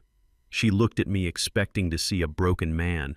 She expected to see me on my knees, weeping in the dirt. Instead, I lowered my phone. I saved the video. I sent a copy to the cloud. I sent a copy to Patrice. Then I looked at her. "Are you happy?" I asked. She looked unsure. Her victory felt empty. "You should have signed," she muttered. "You made me do this." I walked up to her. I stood toe-to-toe with her.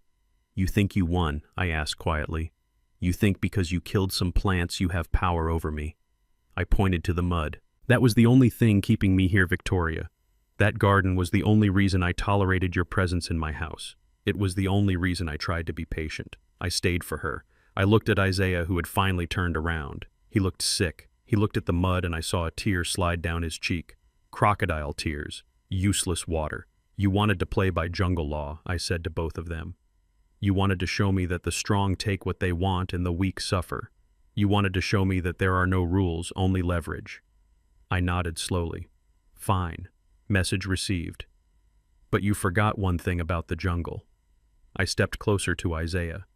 "You are not the lion, son. You are the scavenger waiting for the scraps. And you," I looked at Victoria, "you are just a tourist who wandered off the path." I turned and walked toward the back door. "Where are you going?" Victoria called out, her voice shrill with rising panic. I stopped at the threshold. "I am leaving," I said. "Leaving?" Isaiah asked, taking a step forward. "What do you mean leaving?" "I mean I am done," I said. "You want the house. It is yours. You want the space. Take it. Enjoy the silence. Enjoy the mud." I walked into the house. I went to my room. I pulled my old leather suitcase from the closet, the one I used when I traveled to inspect properties in other states. I packed my clothes, I packed my toiletries, I packed the photo of Althea from my desk. I packed my important papers. It took me 15 minutes. When I walked out into the living room, they were standing there.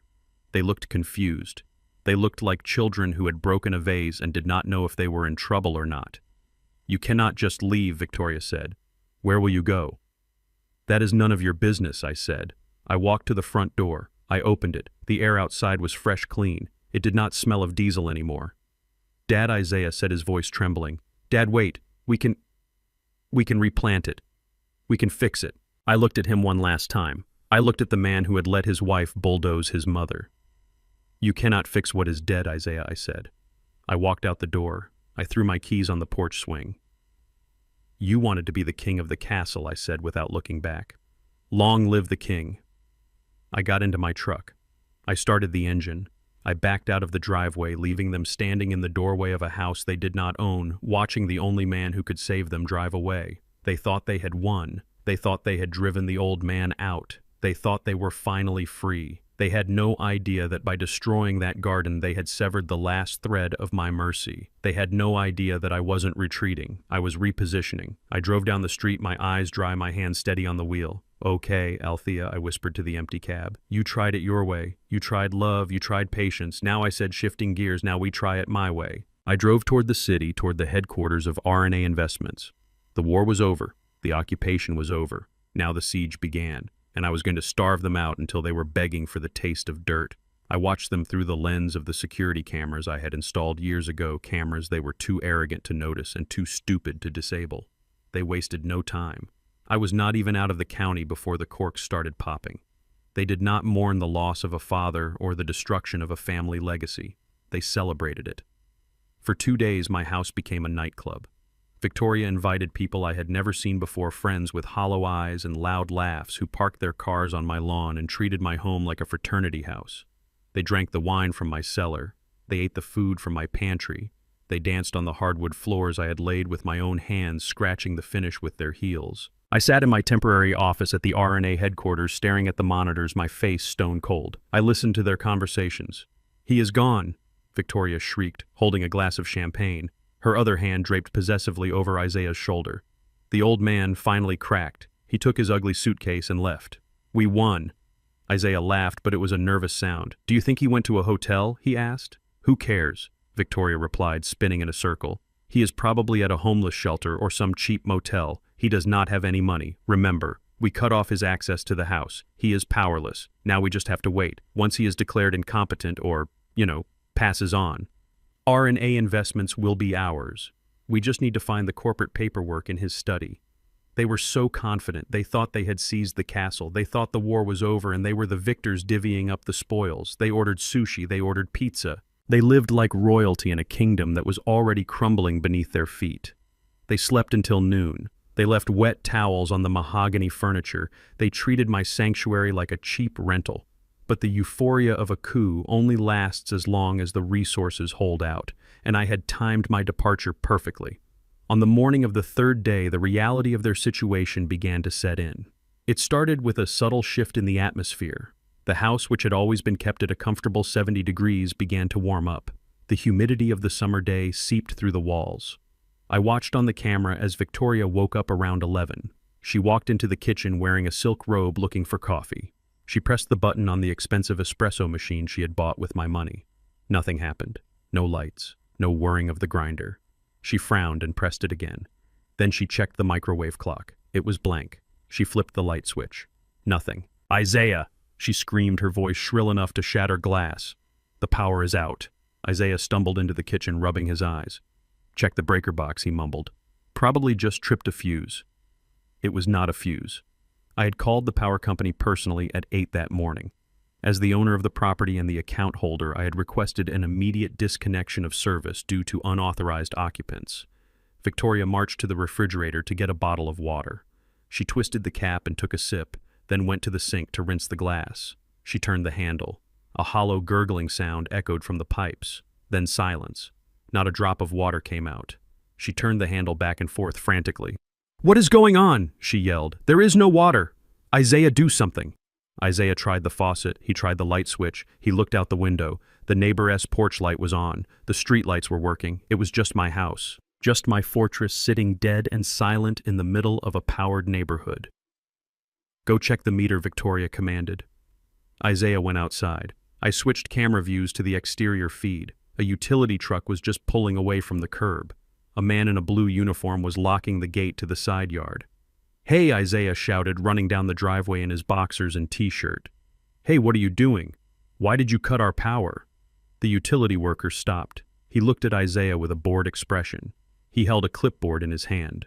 "Work order," he said simply. "Disconnect request." "Disconnect," Isaiah asked, his voice rising in panic. "We did not request a disconnect. We live here. Turn it back on." "Not according to my paperwork," the worker said. "Account holder requested a shutoff. Said the property is vacant and under renovation." Victoria came running out, her silk robe flapping in the wind. "This is ridiculous," she screamed. "My husband owns this house. We are the owners. Turn it back on right now, or I will sue you and your entire company." The worker looked at his clipboard, then at Victoria. He actually laughed. "Lady," he said, "the owner of this property is a corporate entity, R&A Investments. The request came from the CEO personally." Victoria froze. Her face went pale. "R&A," she whispered. "Yeah," the worker said, getting into his truck. "If you have a problem, take it up with them. I am just doing my job. Have a nice day." He drove off, leaving them standing in the driveway. The sun was beating down. The house behind them was already starting to bake. Without air conditioning, it would be an oven by afternoon. Without water, the toilets would not flush. Victoria turned on Isaiah. "You said he left," she hissed. "You said he was gone." "He is gone," Isaiah stammered. "He drove away." "He is not gone, you idiot," she screamed, pushing him. "He is watching us. He is doing this to us. He cut the power. He cut the water. How are we supposed to live here?" Isaiah looked at the house. It did not look like a castle anymore. It looked like a trap. We can go to a hotel," he suggested, "just until we figure this out." "With what money?" Victoria snapped. "Your cards are canceled. My cards are maxed out. We have nothing, Isaiah. We spent the last of the cash on the sushi last night." Isaiah rubbed his face. His hands were shaking. "I need cash," he said. "I need—" "Okay, look, I will go to your shop." Victoria looked at him. "My shop." "Yes," Isaiah said, desperate for a solution. "The boutique. You have a petty cash box, right? You have sales from this week. I will go get the cash. We can get a room. We can buy food. It will buy us a few days." Victoria chewed her lip. She looked nervous.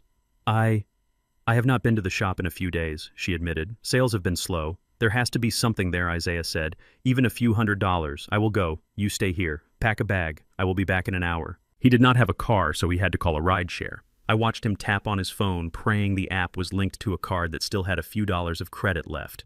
It seemed he got lucky, or perhaps he used a promo code, because 10 minutes later a beat-up sedan picked him up. I switched my attention from the house cameras to the security feed at the commercial plaza on Main Street. Victoria's boutique V&V Fashion was located in a prime spot. Corner unit, floor-to-ceiling glass windows. It was a vanity project I had funded indirectly through Isaiah's allowance. She sold overpriced clothes to women who wanted to look rich but had no taste. I watched Isaiah get out of the rideshare. He walked briskly toward the shop, his head down. He looked like a man on a mission. He looked like a man who thought he still had one lifeline left.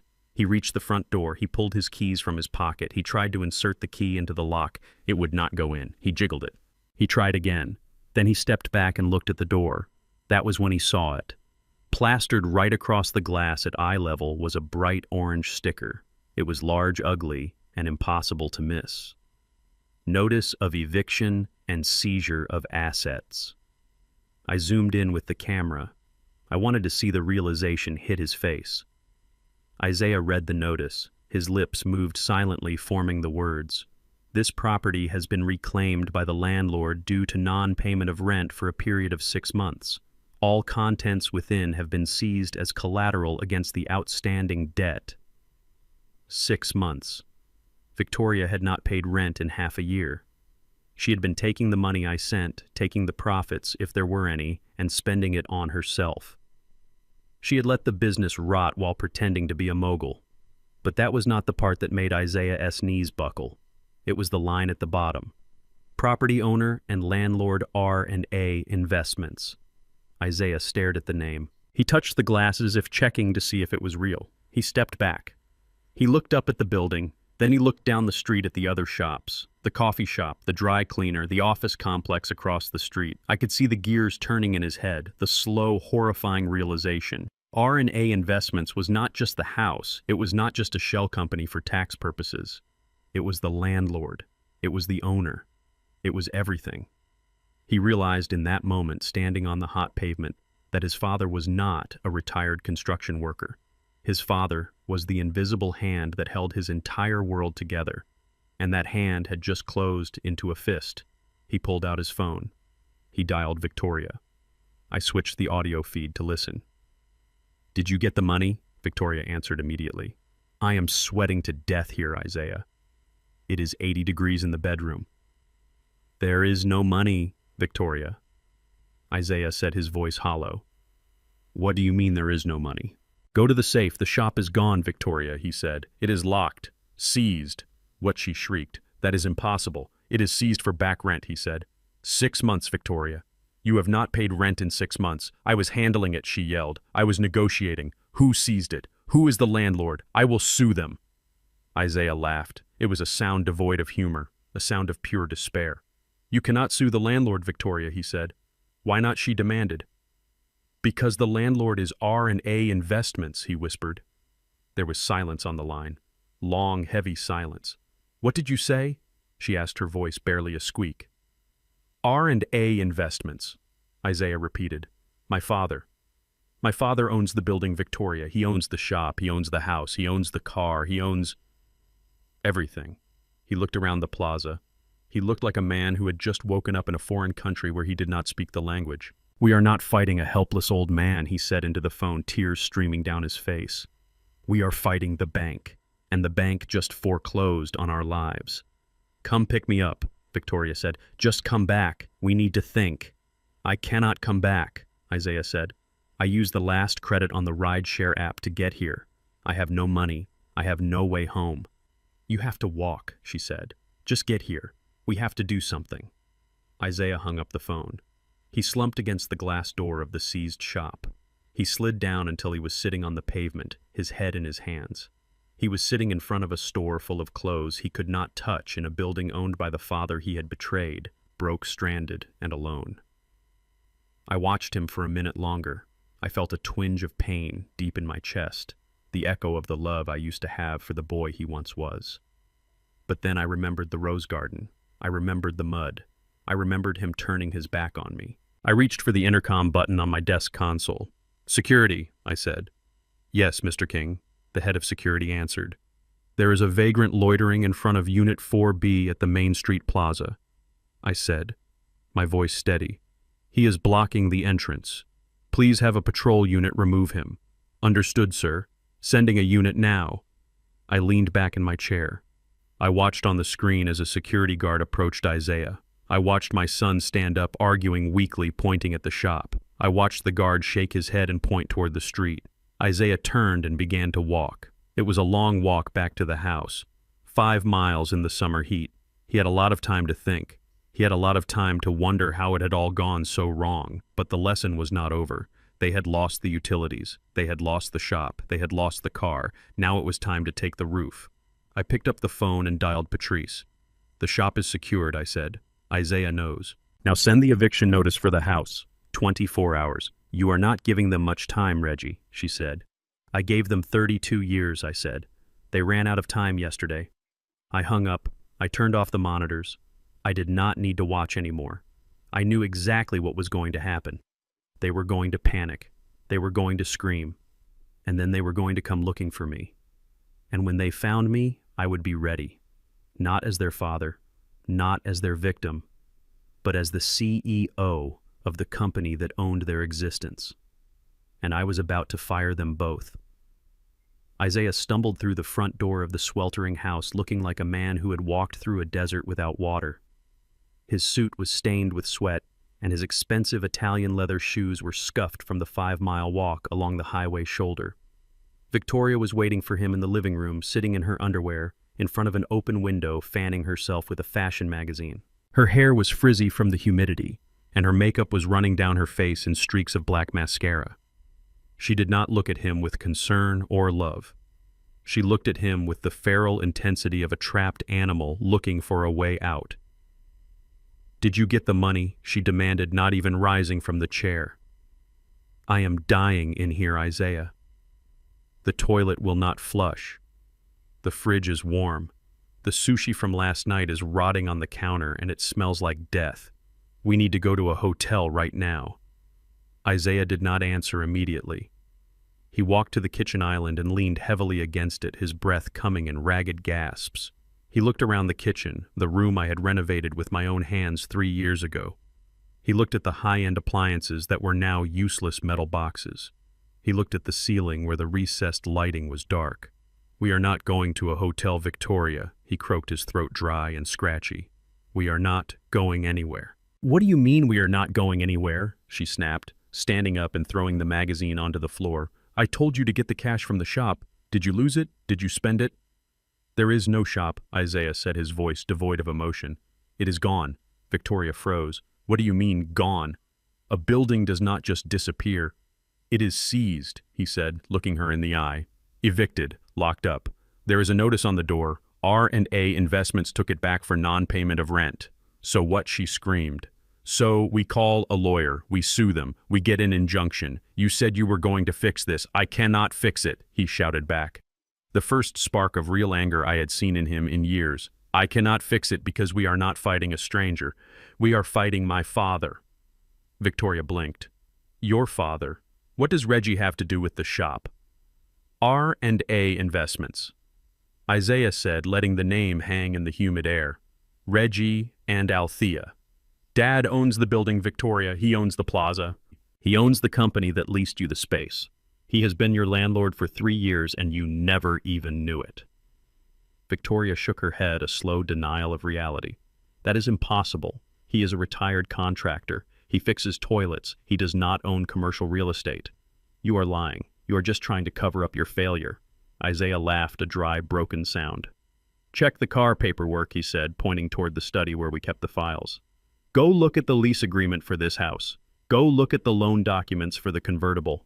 Look at the bottom line. Look at the signature of the guarantor." Victoria stared at him for a second, then turned and ran into the study. I heard drawers being ripped open. I heard papers being shuffled frantically. Isaiah did not move. He just stood in the kitchen staring at the dead refrigerator. A moment later, Victoria came back. She was holding a stack of documents, her hands trembling so hard the papers rattled. She held up the title to the silver convertible. "R&A Investments," she whispered. She held up the lease addendum for the house. "R&A Investments." She held up the business loan agreement for her boutique. "R&A Investments. He owns it all." She breathed, her voice barely audible. "Every single thing we have. He owns the car. He owns the business. He owns the roof." Isaiah nodded slowly. "He owns us, Victoria.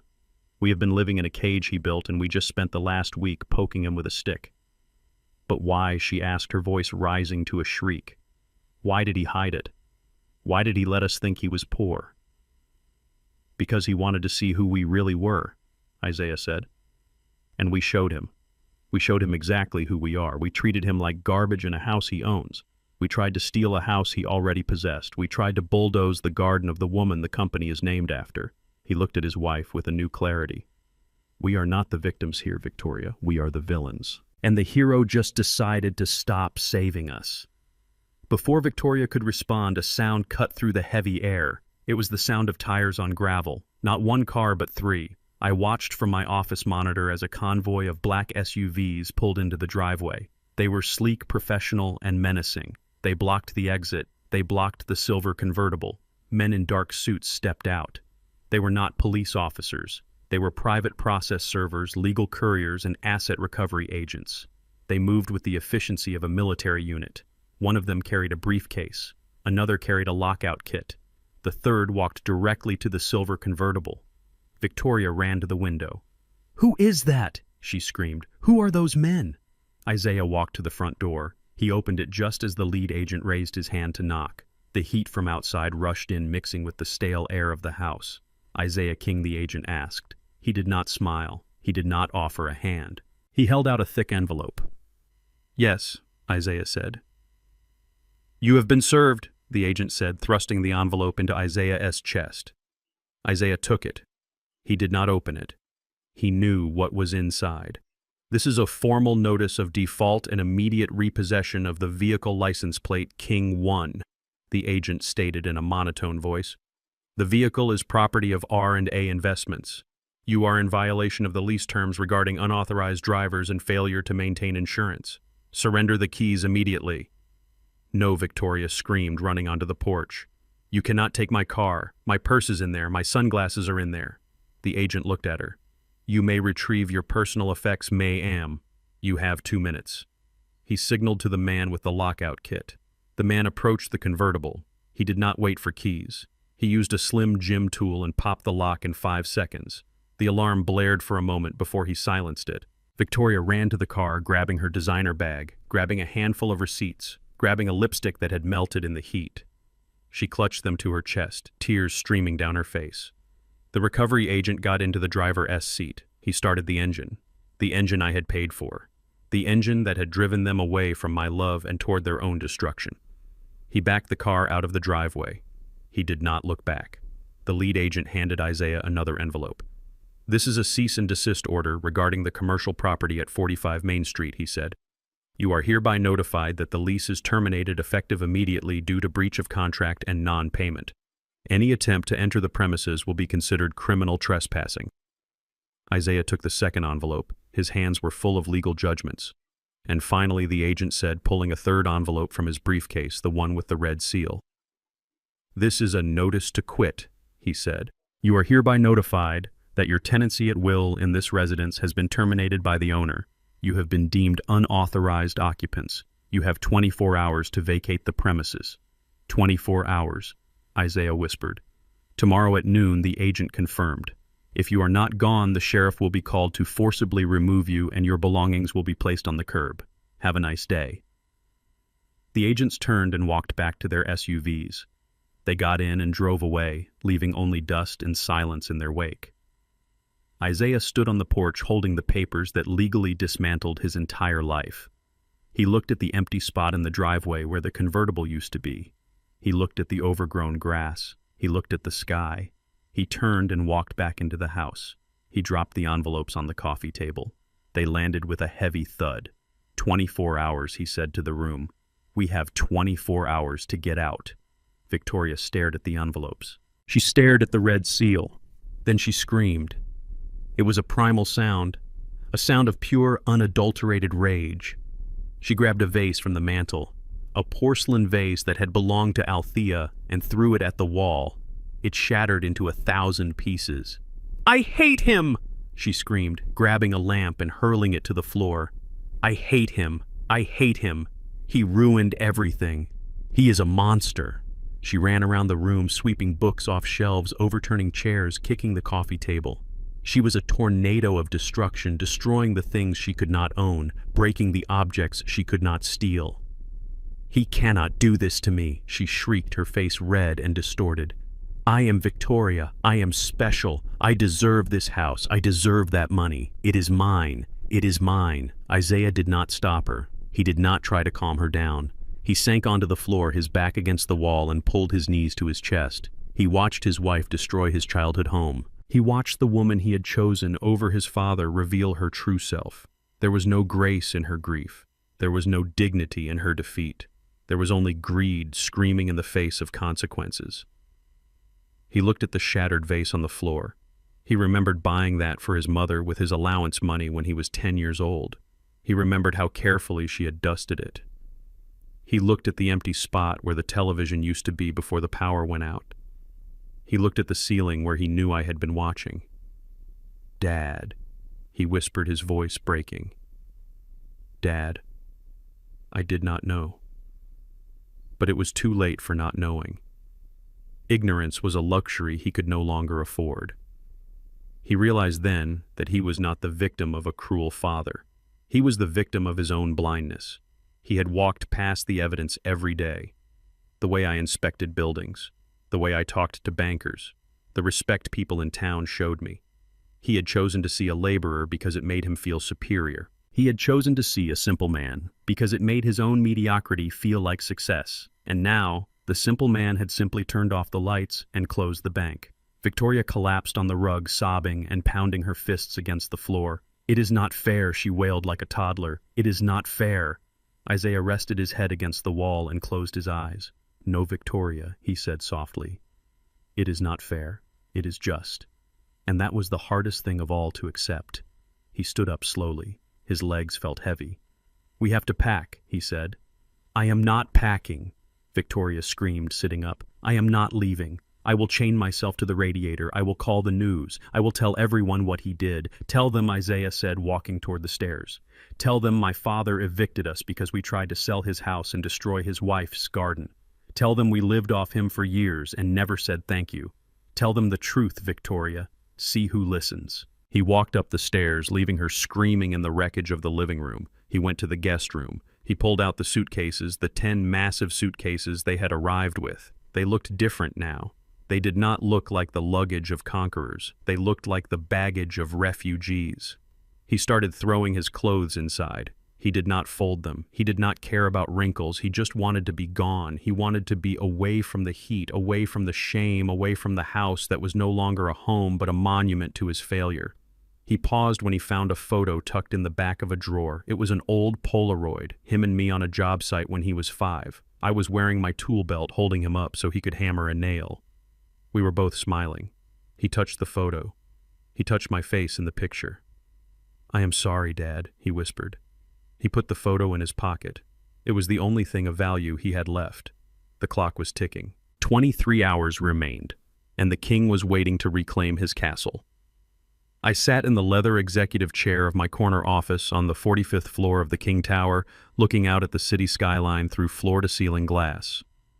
From this height, the people on the street looked like ants scurrying about their business, unaware of the giants walking among them. I checked my watch. It was 2 in the afternoon, precisely the time I knew they would arrive. I had tracked their movements through the GPS on Isaiah's phone, which was still part of the family plan I paid for. They had taken a taxi to the city center using the last of the cash Isaiah had scraped together.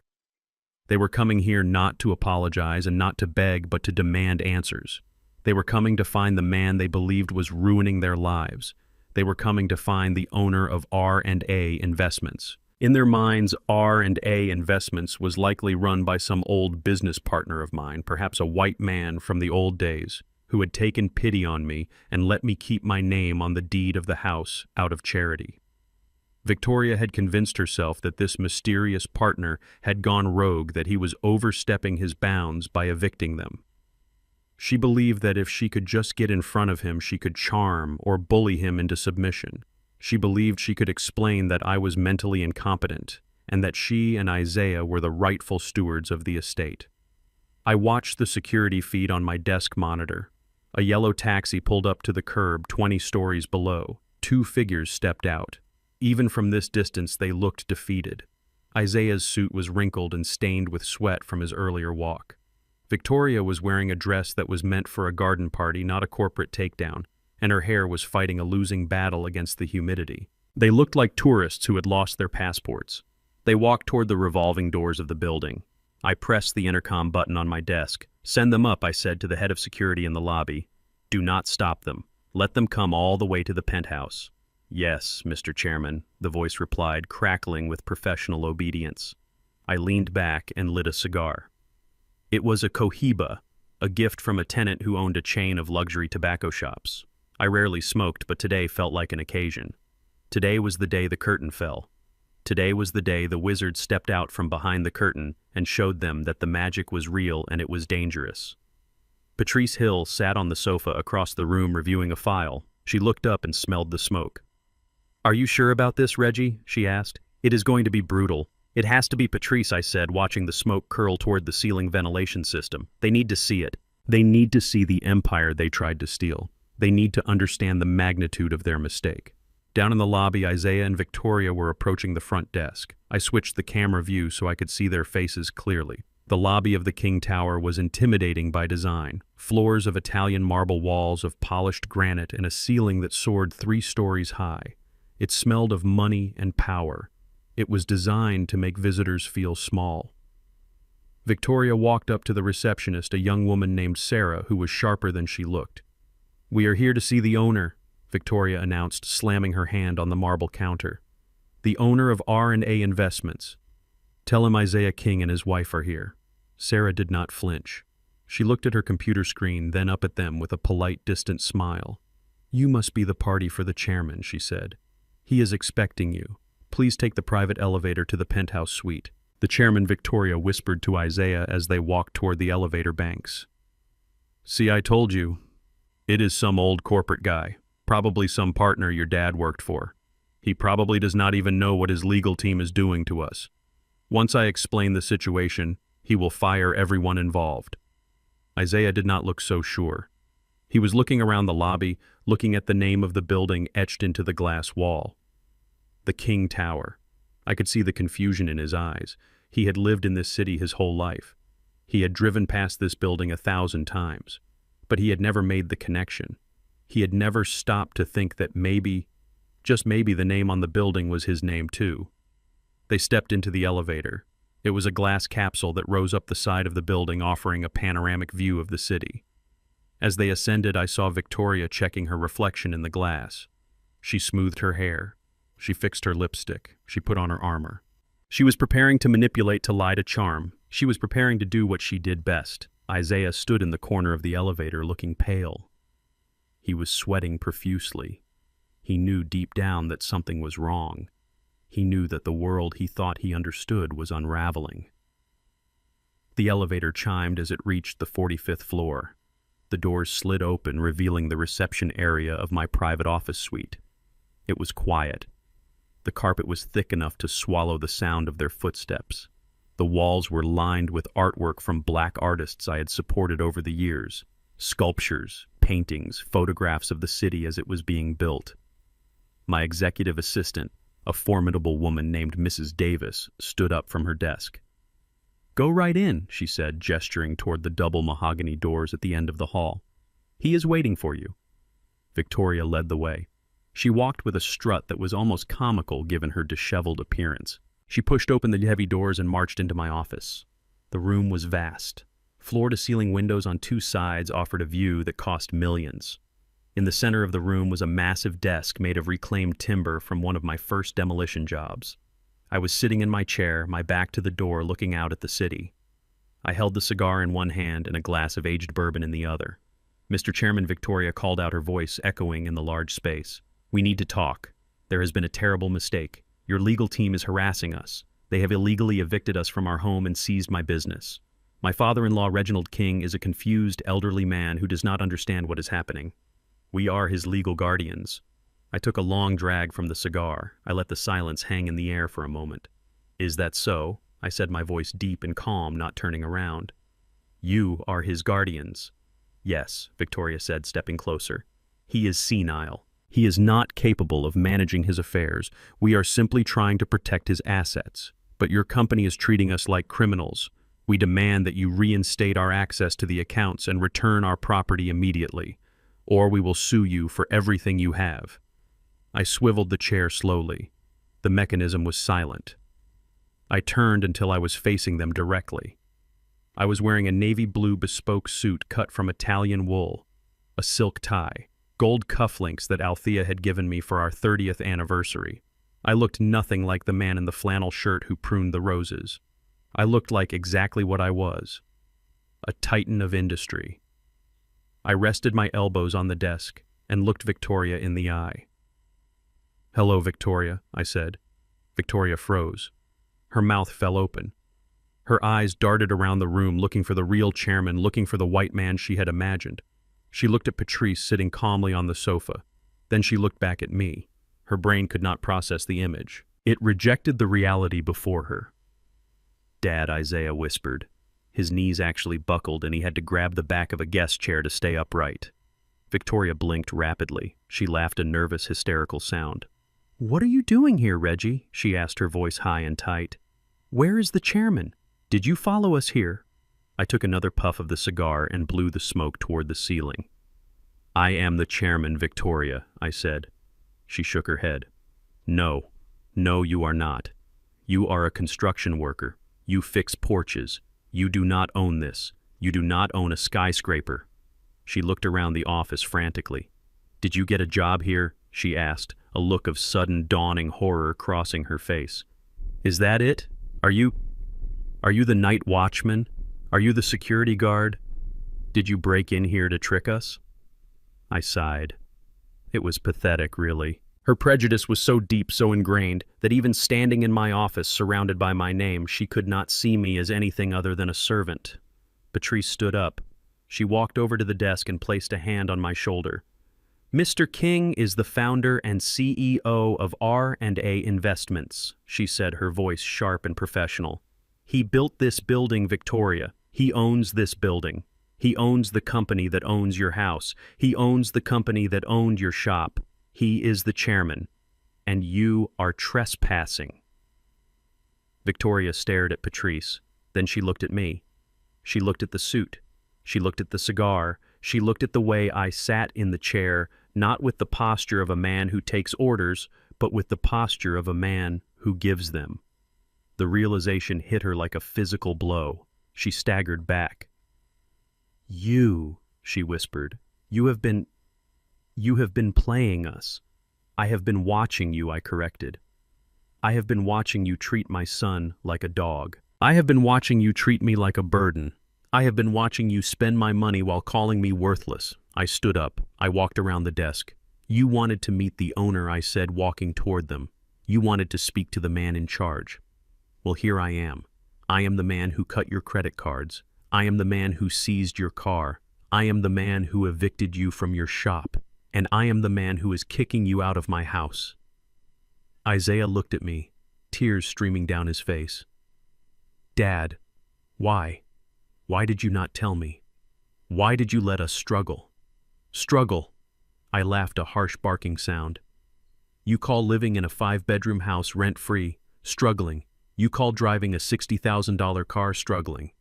You have never struggled a day in your life, Isaiah. I made sure of that. And look what it made you. Weak, entitled, blind." I pointed at Victoria.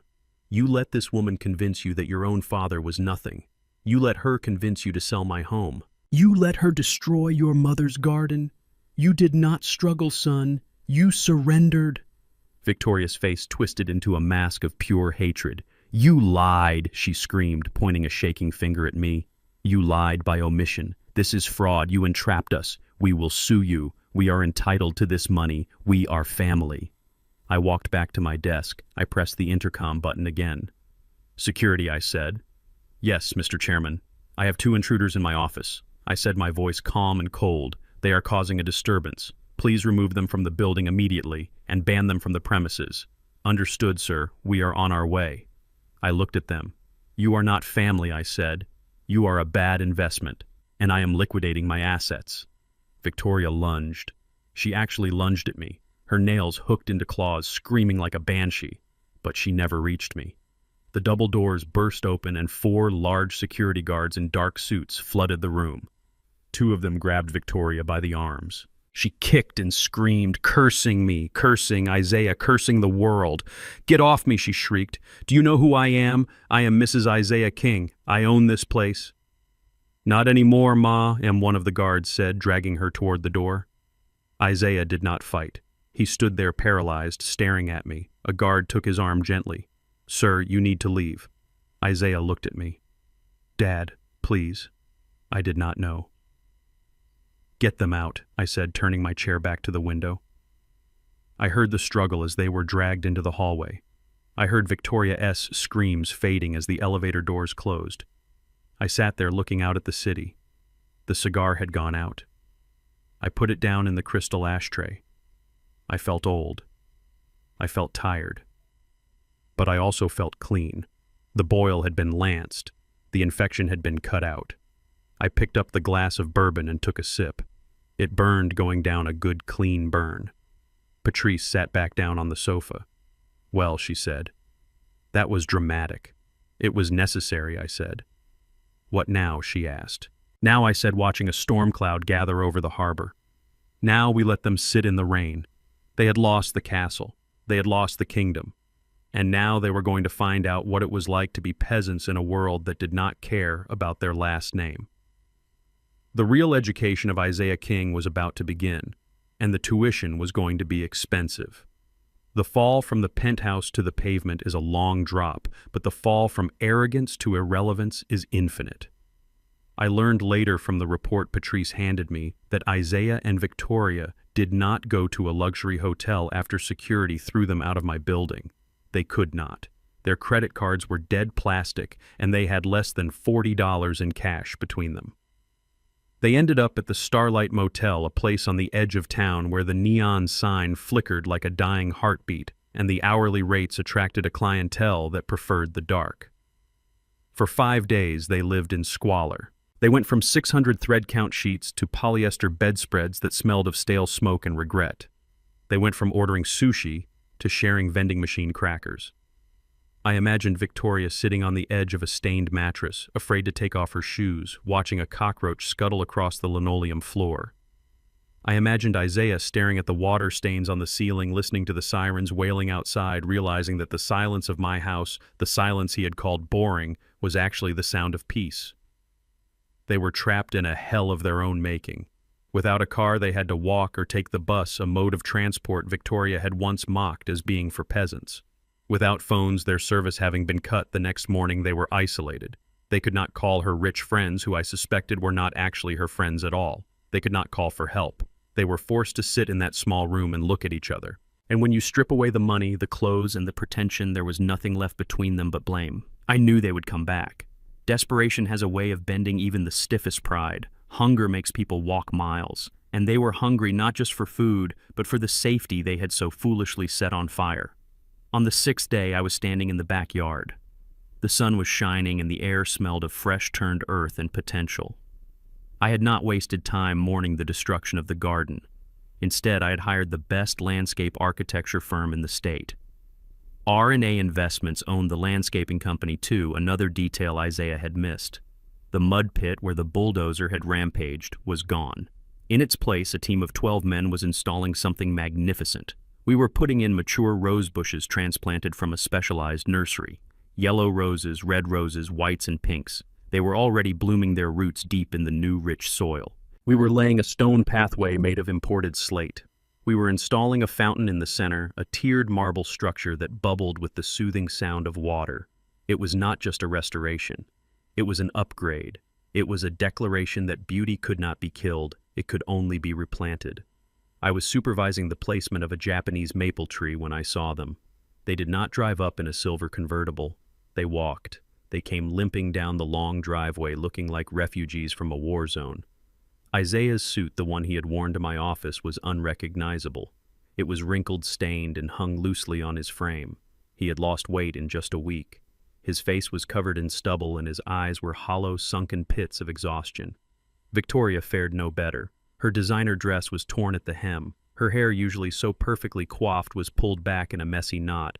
She wore cheap flip-flops she must have bought at a convenience store, her feet dirty from the road. They stopped at the edge of the property. They looked at the house. They looked at the freshly painted shutters, the manicured lawn, the gleaming windows. It must have looked like a mirage. It must have looked like heaven. Then they looked at the backyard.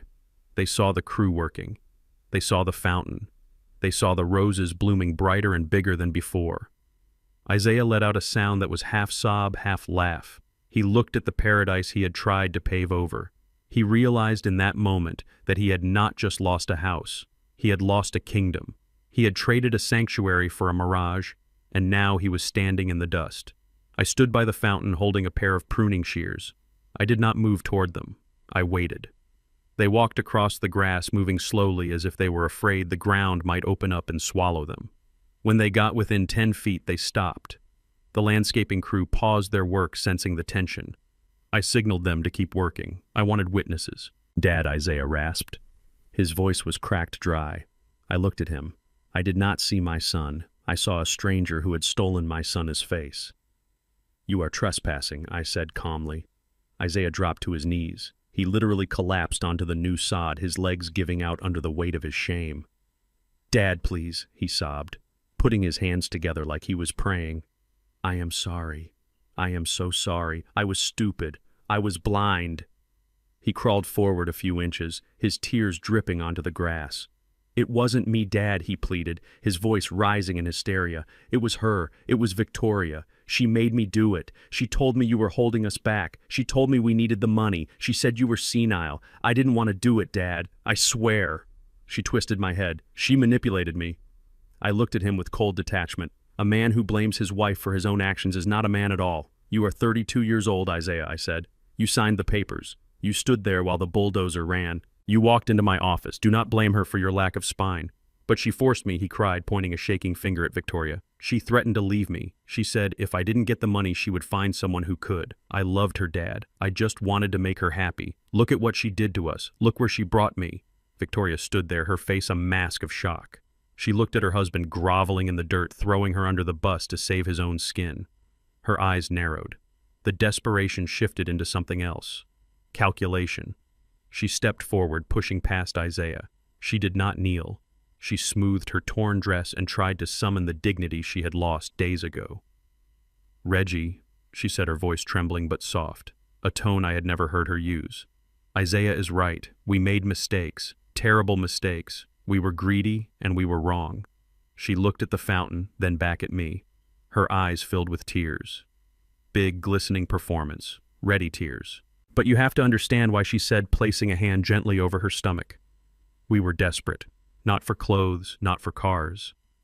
We were desperate because we were scared. Scared of what I asked my face impassive. Scared for the future, she whispered. She took a step closer, invading my space, her voice dropping to a hush, meant only for me. I did not want to tell you like this, Reggie. Not with all this anger between us. But you have to let us come back. You have to help us, not for me, and not even for Isaiah. She paused, letting the silence stretch for maximum impact. She rubbed her stomach again. I am pregnant, she said. Isaiah stopped crying. He looked up at her, his mouth open. You are what he asked. I am pregnant, Victoria repeated, looking straight at me. I found out the morning of the wedding. That is why I was so crazy. That is why I needed the security. I wanted to build a nest for your grandchild, Reggie. She let a single tear roll down her cheek. You are going to be a grandfather. A baby is coming. A king. Your blood. Would you really let your own grandchild be born in a homeless shelter? Would you really let the next generation of this family starve because of a mistake we made? She reached out a hand toward me. Please, Reggie, for the baby, let us come home. I looked at her stomach. I looked at her face. It was a masterful performance. The quivering lip, the protective hand over the womb, the appeal to legacy. She knew that family was my weakness. She knew that Althea had always wanted grandchildren. She knew that the promise of a baby was the one thing that might make an old man forgive the unforgivable. Isaiah scrambled to his feet. You are pregnant, he asked, a sudden hope lighting up his dull eyes. Victoria, is it true? Yes, she said, looking at him with sudden warmth. I wanted to surprise you. But then everything fell apart. Isaiah looked at me. Dad, did you hear that?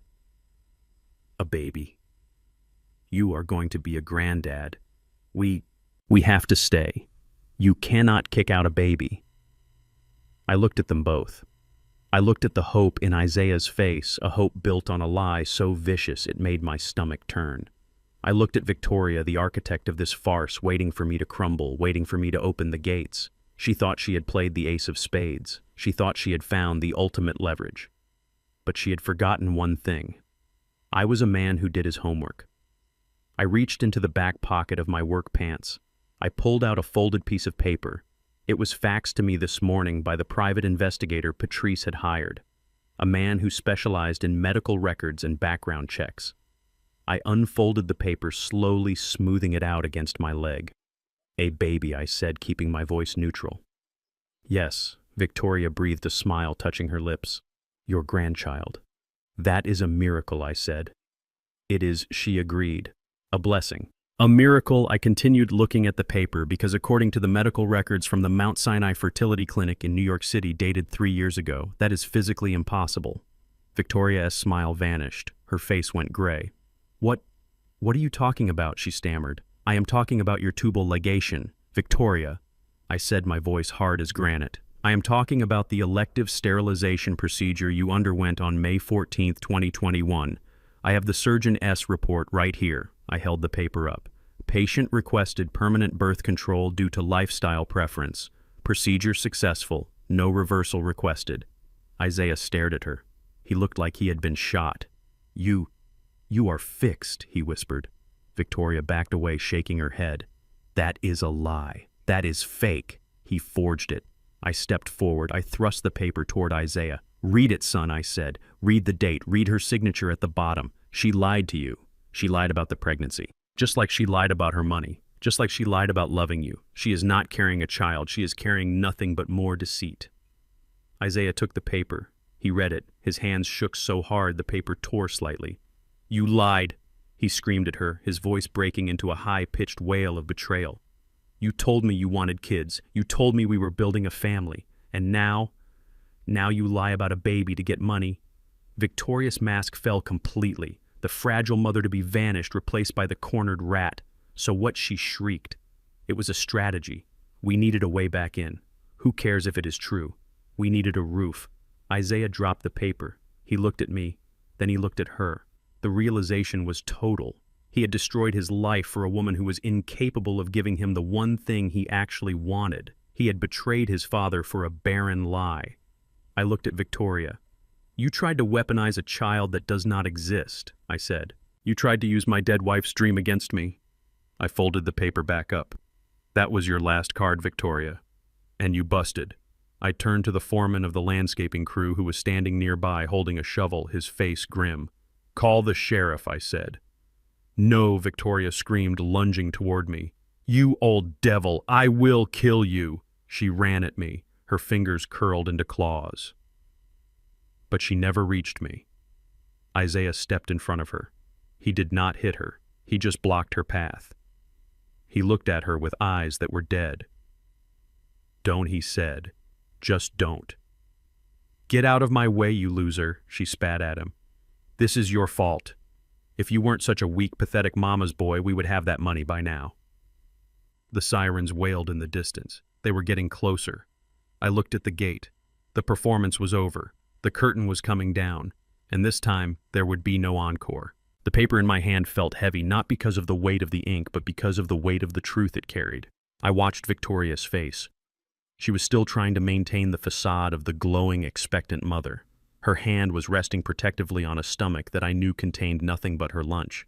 She looked at me with those wide, pleading eyes, expecting the news of a grandchild to melt my heart.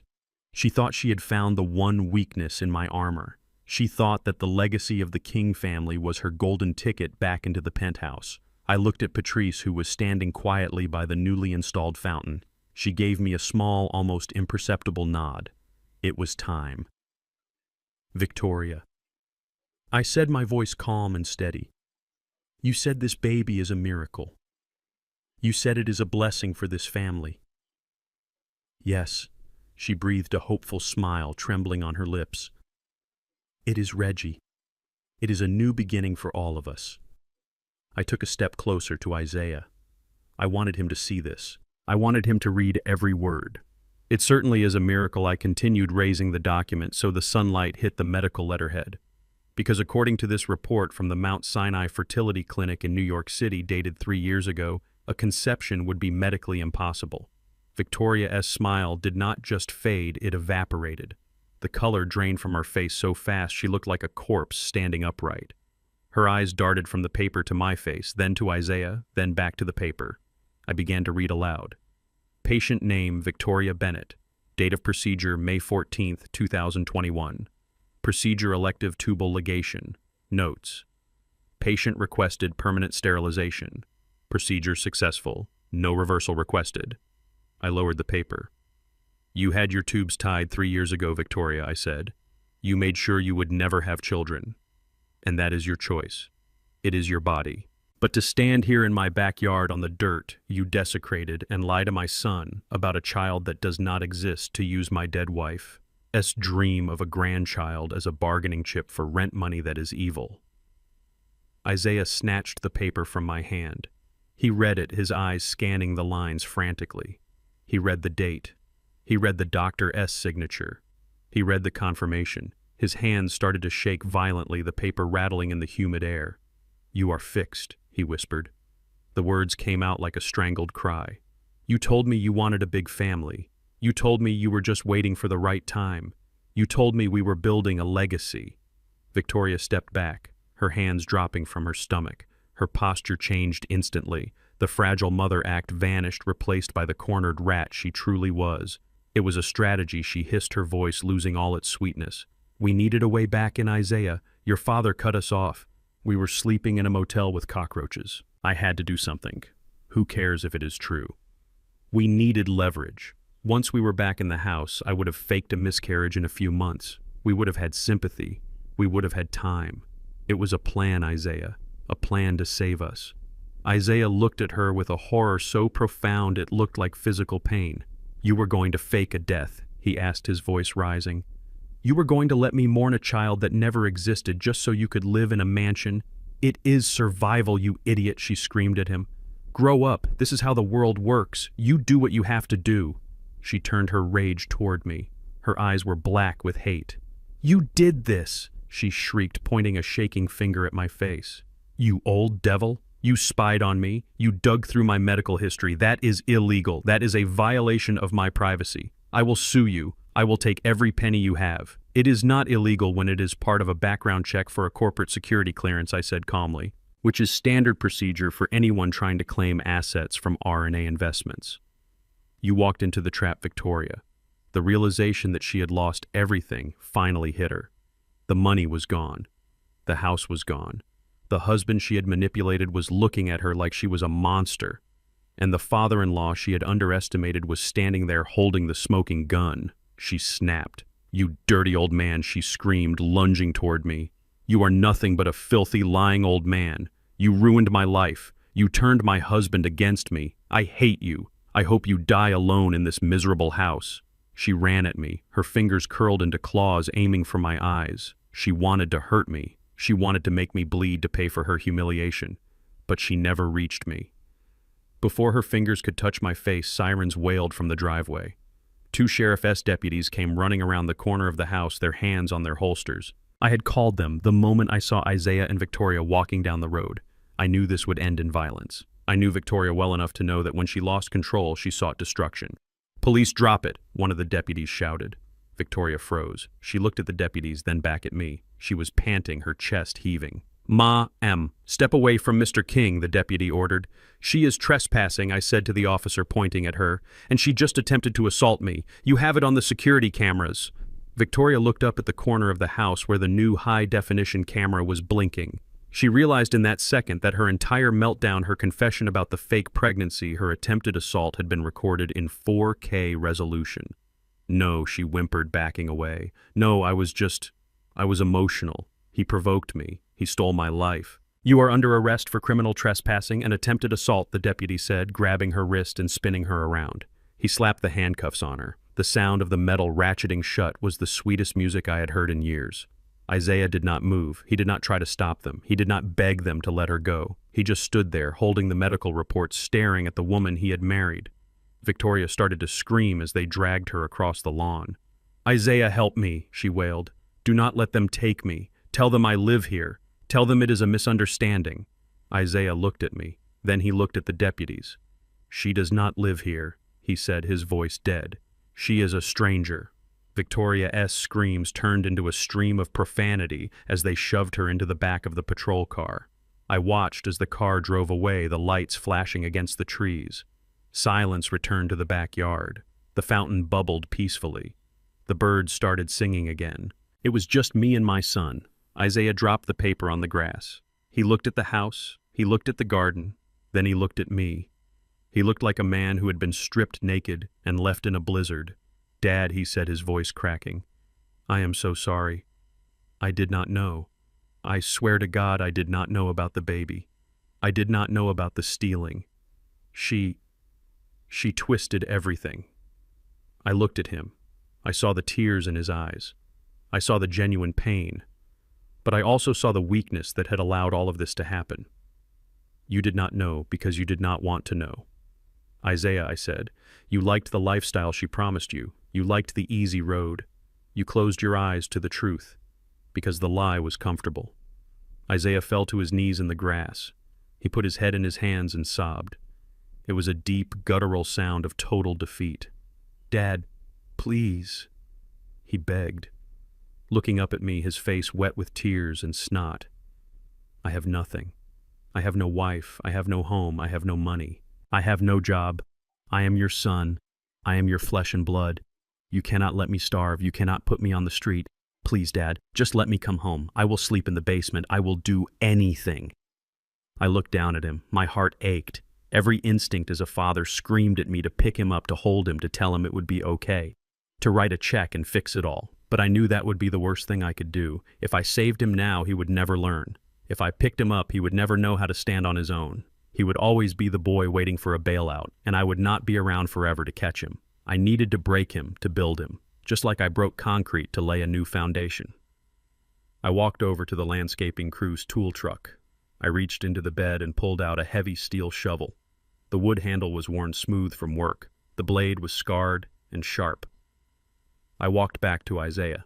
He looked up at me, hope flickering in his eyes, thinking I was coming to embrace him. I threw the shovel at his feet. It landed with a heavy thud on the turf. Isaiah jumped back, startled. Dad, what is this? He asked. I am not giving you money, Isaiah, I said, my voice hard as iron. I am not giving you a room. I am not giving you a car. Those days are over. You lost the right to my charity when you let that woman try to bury me. Isaiah looked at the shovel, then at me, confusion clouding his face. Then what? What am I supposed to do? He stammered. You said you would do anything I said. So here's the deal. I pointed to the far corner of the yard where the earth was still churned and messy from the bulldozer, where the roots of the old roses were still tangled in the mud. You want to eat? You work. You want a place to sleep? You earn it. I folded my arms. I am hiring a laborer, I said. Minimum wage, $15 an hour. No benefits, no advances. Your job is to dig. You are going to dig up every single dead root your wife left behind. You are going to turn this soil until it is soft enough to plant in. You are going to haul the rocks. You are going to spread the mulch. And you are going to do it with your own hands. Isaiah stared at the shovel. He looked at his soft, manicured hands, hands that had never held a tool in their life. Dad, I cannot dig ditches, he whispered. I am a marketing executive. You are an unemployed man with $0 to his name, I corrected him. You are nobody, Isaiah. Until you build yourself into somebody, you are nobody. I took a step closer. There is a cot in the gardening shed, I said, pointing to the small wooden structure at the edge of the property. It has a roof. It has a light bulb. That is your home. If you work, you get a meal from my kitchen. If you do not work, you starve. Those are the terms. Take the shovel or take a walk. Isaiah looked at the shed. It was tiny. It was hot. It was where I kept the lawnmower. He looked at the gate leading to the street. He could leave. He could walk away and try to find a friend who would take him in. But he knew he had no friends. He knew Victoria had isolated him from everyone. He looked back at the shovel. He reached out a trembling hand.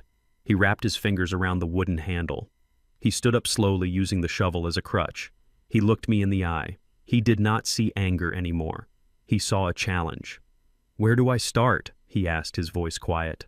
I pointed to the deepest scar in the earth, the one right in the center where Althea's favorite bush used to be.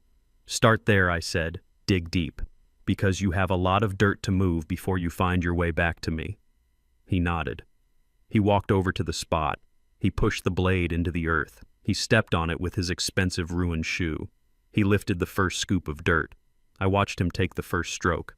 It was a small, pathetic scoop of dirt, but it was a start. I turned and walked back toward the patio. I did not offer him water. I did not offer him gloves. He needed blisters. He needed to feel the pain of the work. He was digging a hole in the ground, but for the first time in his life, I hoped he was building a man.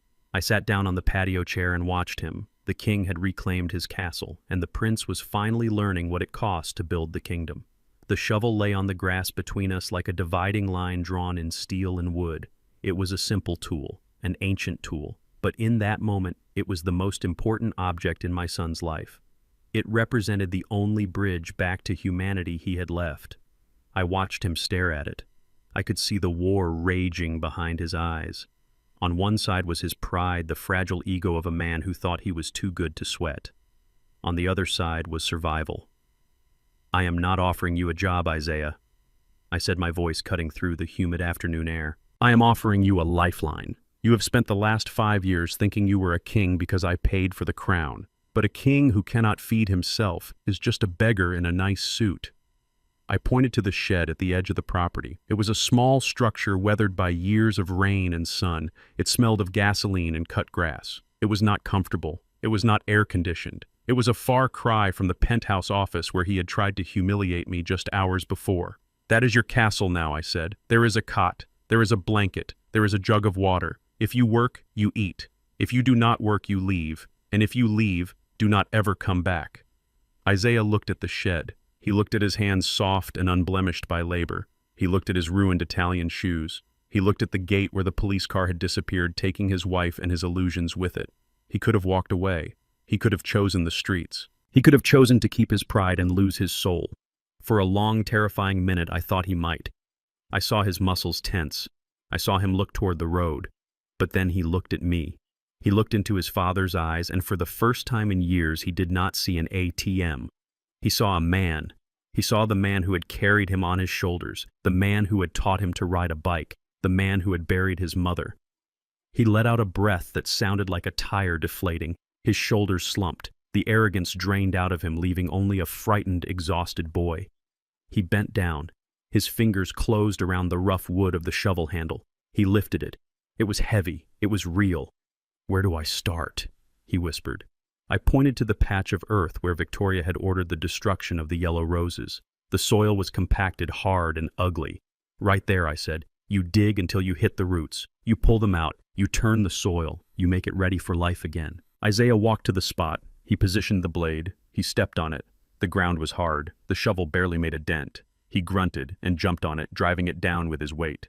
He lifted the first scoop of dirt and threw it aside. He took another scoop, and another. I walked back to the patio. I did not help him. I did not offer him words of encouragement. He did not need a cheerleader. He needed to sweat. I sat down in my chair and watched. The first hour was brutal. The sun was high and hot. Isaiah took off his suit jacket and threw it on the grass. Then he took off his tie.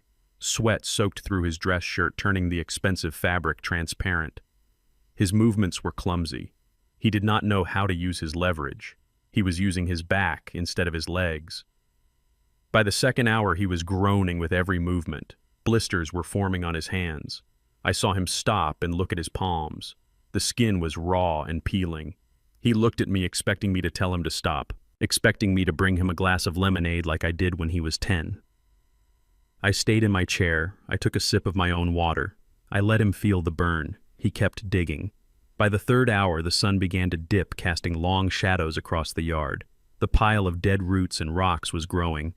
Isaiah was moving slower now. He was stumbling. He fell once, landing on his knees in the dirt. He stayed there for a long time, his chest heaving, his head hanging low. I thought he was going to quit. I thought he was going to throw the shovel down and walk away. But then I saw his shoulders start to shake. It started as a tremor and grew into a convulsion. A sound escaped him, a sob. A raw, ugly sound of pure grief. He was crying. Not the fake, manipulative tears he had shed earlier. These were tears of exhaustion. Tears of shame. Tears of a man realizing he had wasted his life chasing a mirage. He cried for the wife who never loved him. He cried for the baby that never existed. He cried for the mother whose memory he had disrespected. And he cried for himself, for the hollowness inside him. He cried until he had nothing left. And then he stood up. He wiped his face with his dirty sleeve, leaving a smear of mud across his cheek. He picked up the shovel, and he kept digging. That was the moment I knew I hadn't lost him. That was the moment I knew there was still something in there worth saving. He worked until the sun went down. He worked until his hands were bleeding and his legs were trembling. He worked until he had cleared the entire section I had pointed out. When he finally stopped, it was twilight. He walked over to the patio, dragging the shovel behind him. He stood at the bottom of the steps. He did not come up. He knew he hadn't earned the right to stand on the same level as me yet. "I finished," he croaked. I looked at the work. It was messy. It was amateur. But the ground was turned. The roots were gone. "It is a start," I said. I stood up and went into the kitchen. I came back with a plate of food, leftover chicken rice and green beans, simple food, honest food. I also brought a bottle of water and a first aid kit. I set them on the edge of the patio. "Eat," I said. "Bandage your hands, then go to the shed. We start again at 6 in the morning." Isaiah looked at the food like it was a feast. "Thank you," he whispered. He did not ask for a bed in the house. He did not ask for money. He took the plate and walked to the shed. I watched him enter the small wooden structure. I watched the single yellow light bulb flicker on. I sat back down in my chair. The night air was cooling. The crickets were starting their song. I reached over and pressed play on the small speaker I kept on the table. The sound of John Coltrane filled the air, smooth and complex. Jazz, Althea S.'s favorite. I closed my eyes and let the music wash over me. I felt a deep, profound peace settle in my bones. It was the peace of a man who had weathered the storm and was still standing. I had not lost my son. I was rebuilding him. It would take time. It would take months, maybe years of hard labor. He would have to learn the value of $1 by earning it 15 at a time. He would have to learn the value of a home by living in a shed. He would have to learn the value of family by losing everything else. But he was digging. He was trying. And as long as he was holding that shovel, there was hope. I looked up at the sky. The stars were coming out bright and clear above the city lights. I thought of Victoria sitting in a jail cell alone with her lies. I thought of the empty office in the tower. Then I thought of Althea. I could almost feel her hand on my shoulder, warm and reassuring. I did it. "Althea," I whispered to the night. I stopped enabling him. I stopped protecting him from the world. I let him fall so he could learn how to stand up. I took a sip of my tea. It was still warm. The garden would bloom again. It would be different. It would have scars, but the roots would be deeper. The foundation would be stronger. I looked at the light in the shed one last time. "Good night, son," I said softly. "Sleep well. You have a lot of work to do tomorrow." I turned off the music. I picked up my cup. I walked back into my house, my home, my castle. I locked the door. And for the first time in a long time, I slept without worrying about the wolves at the gate, because the wolves were gone. And the only thing left was the work of building a new day. What would you have done in my place? Would you have forgiven him sooner? Would you have let him stay in the house? Let me know in the comments below. And if you enjoyed this story of justice and redemption, please like and subscribe. There are many more stories to tell and many more lessons to learn. Until next time, remember that true wealth is not what you have in the bank. It is what you have in your heart. Stay strong, stay honest, and never let anyone take your dignity. The hardest truth I ever had to face wasn't found in a ledger or a contract. It was found in the eyes of the son I had crippled with kindness. For years, I believed that love meant shielding Isaiah from the harshness of the world. I was wrong. By removing every obstacle, I had stolen his ability to climb. True wealth isn't the money in the trust fund. It is the resilience in your spirit. Sometimes the most loving thing a parent can do isn't to give their child a handout, but to hand them a shovel and let them find their own strength in the dirt. If you believe that dignity must be earned and that justice is best served cold, hit that like button and subscribe to the channel for more stories of truth and redemption.